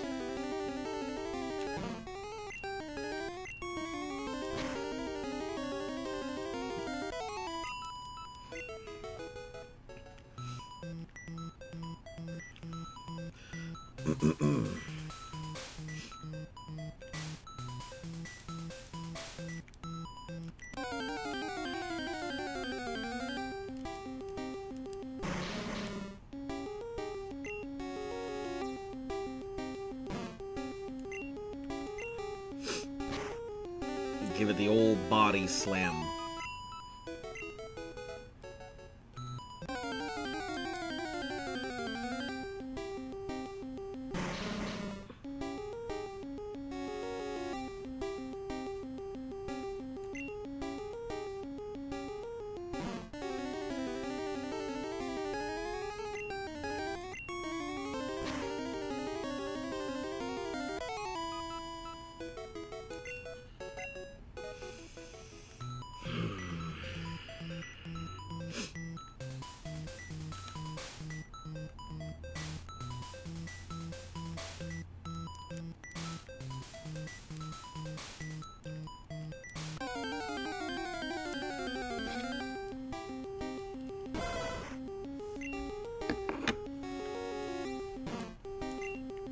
Yeah, we'll just body slam our way and then strength for the rest of it.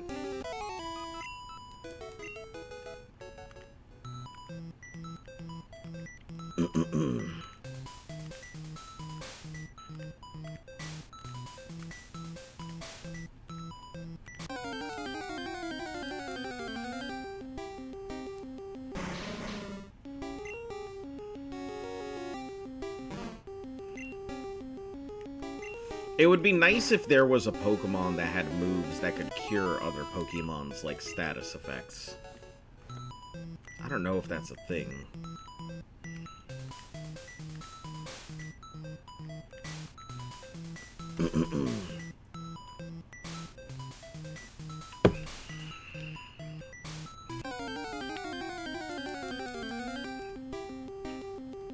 There we are. There's the big boy. Get inside my belly.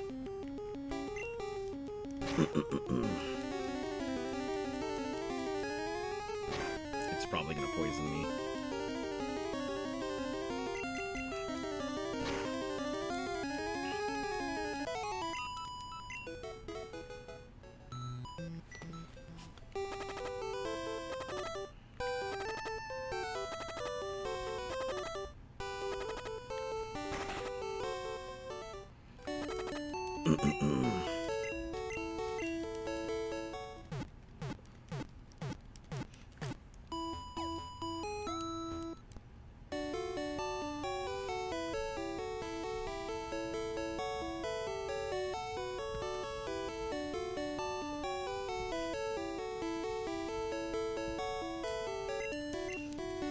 Fighting fit.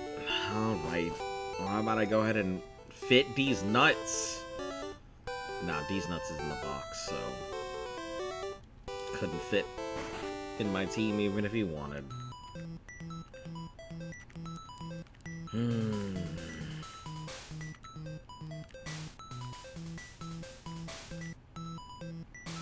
Man, the amount of steps I could be getting in for healing a Pokemon, or for raising a Pokemon at the daycare center, is amazing. Maybe that's what I need to do before I continue onwards.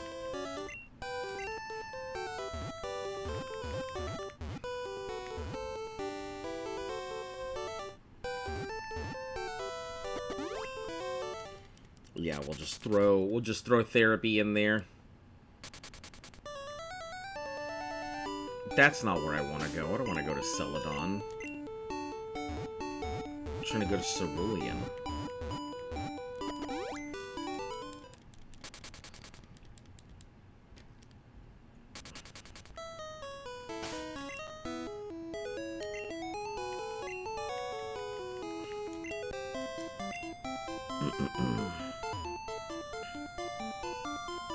We'll throw one of them into the daycare, which is probably going to be therapy.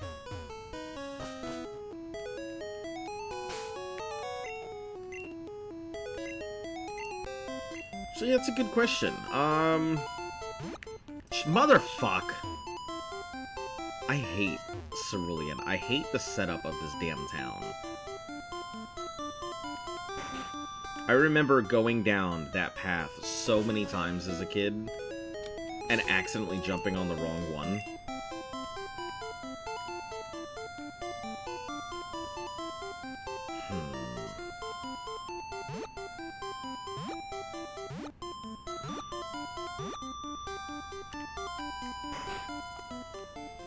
Let me see what I have. So, Mollycoddle's fine, obviously.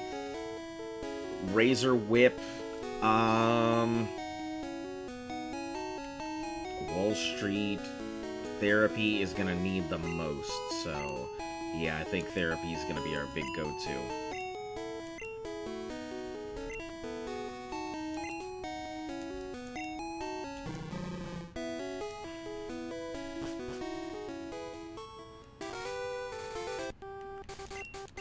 Alright, we'll fly back to Cinnabar now.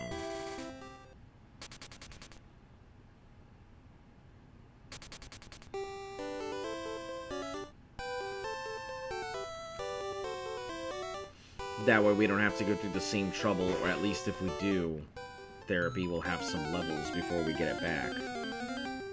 And it doesn't learn a new attack until 38, and it already has a slot for another attack, so... Let me see... Hitmonlee. Gen 1 moveset.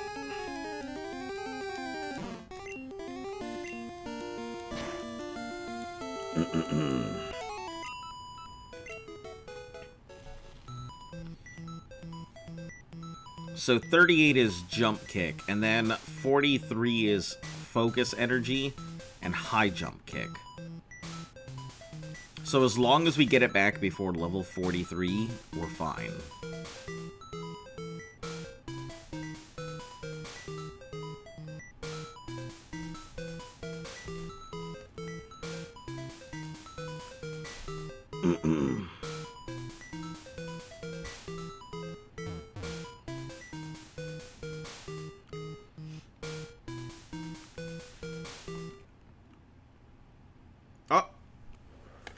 Oh my god. Please tell me it didn't crash and that I've lost all of that. Oh no, I think it's crashed and I've lost all of my... I think I've lost so much grinding just now.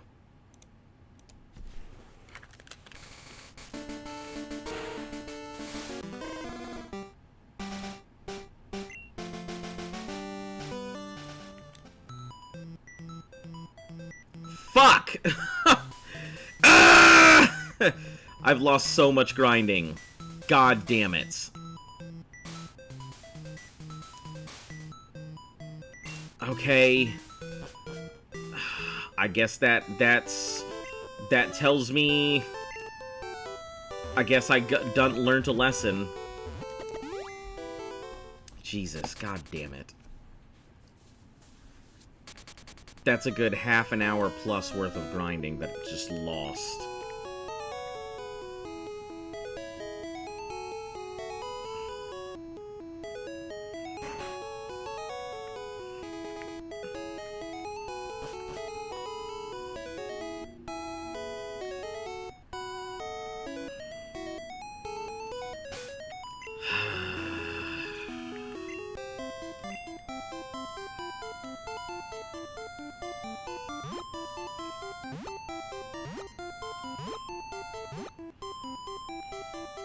We'll just go drop this off again.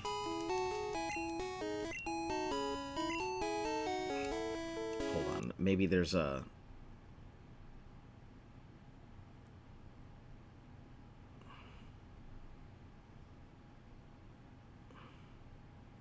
I don't think there is.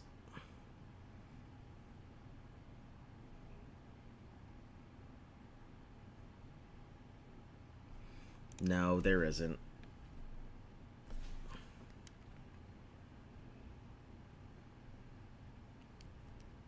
At least I don't think so, but we'll check here in a second.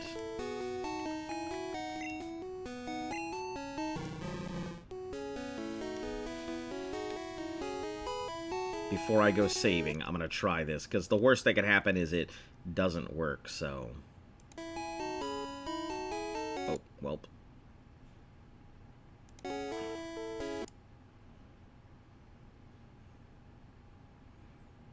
Yeah, nothing that can be done, so... What's done is done. Lost time is lost time. Can't do anything about it, so...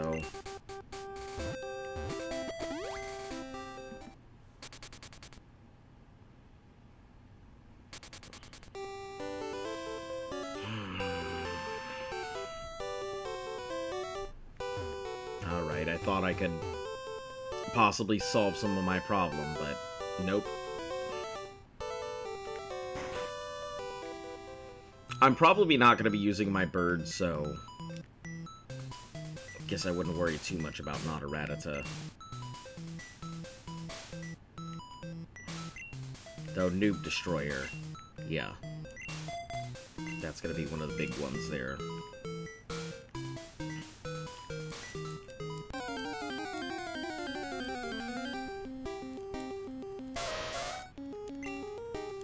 That is so fucking disheartening.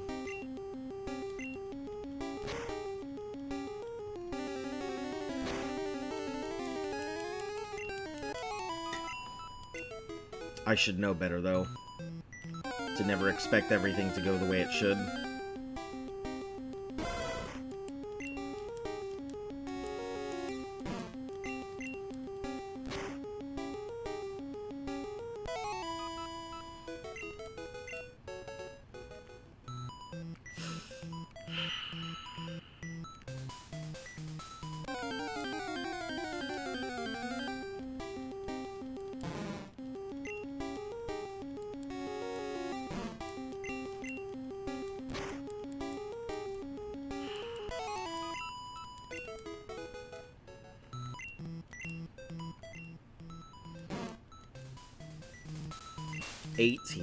Jeez.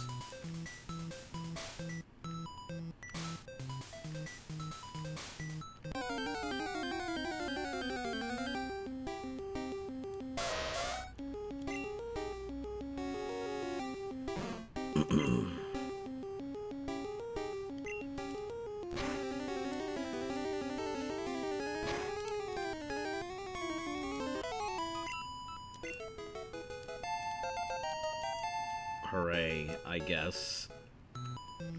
I think... I gotta be honest, I think I'm done for today. I think that was pretty shitty. That kind of ruined my want to continue playing this. Anyway, guys, as always, hopefully you guys have a fantastic day. Enjoy the rest of your weekend. I guess I'm gonna go enjoy the rest of mine. If you're new to the channel, make sure to like, sub, follow, all of that good stuff helps the channel grow. For all of you returning viewers, thank you once again for taking the time out of your day to come see me. We'll be back on the grind again tomorrow, as you know, Monday through Sunday, unless we got something coming up, and I'll always let you guys know at the end of the stream. Hopefully you guys have a fantastic one, and until I see you again, stay golden.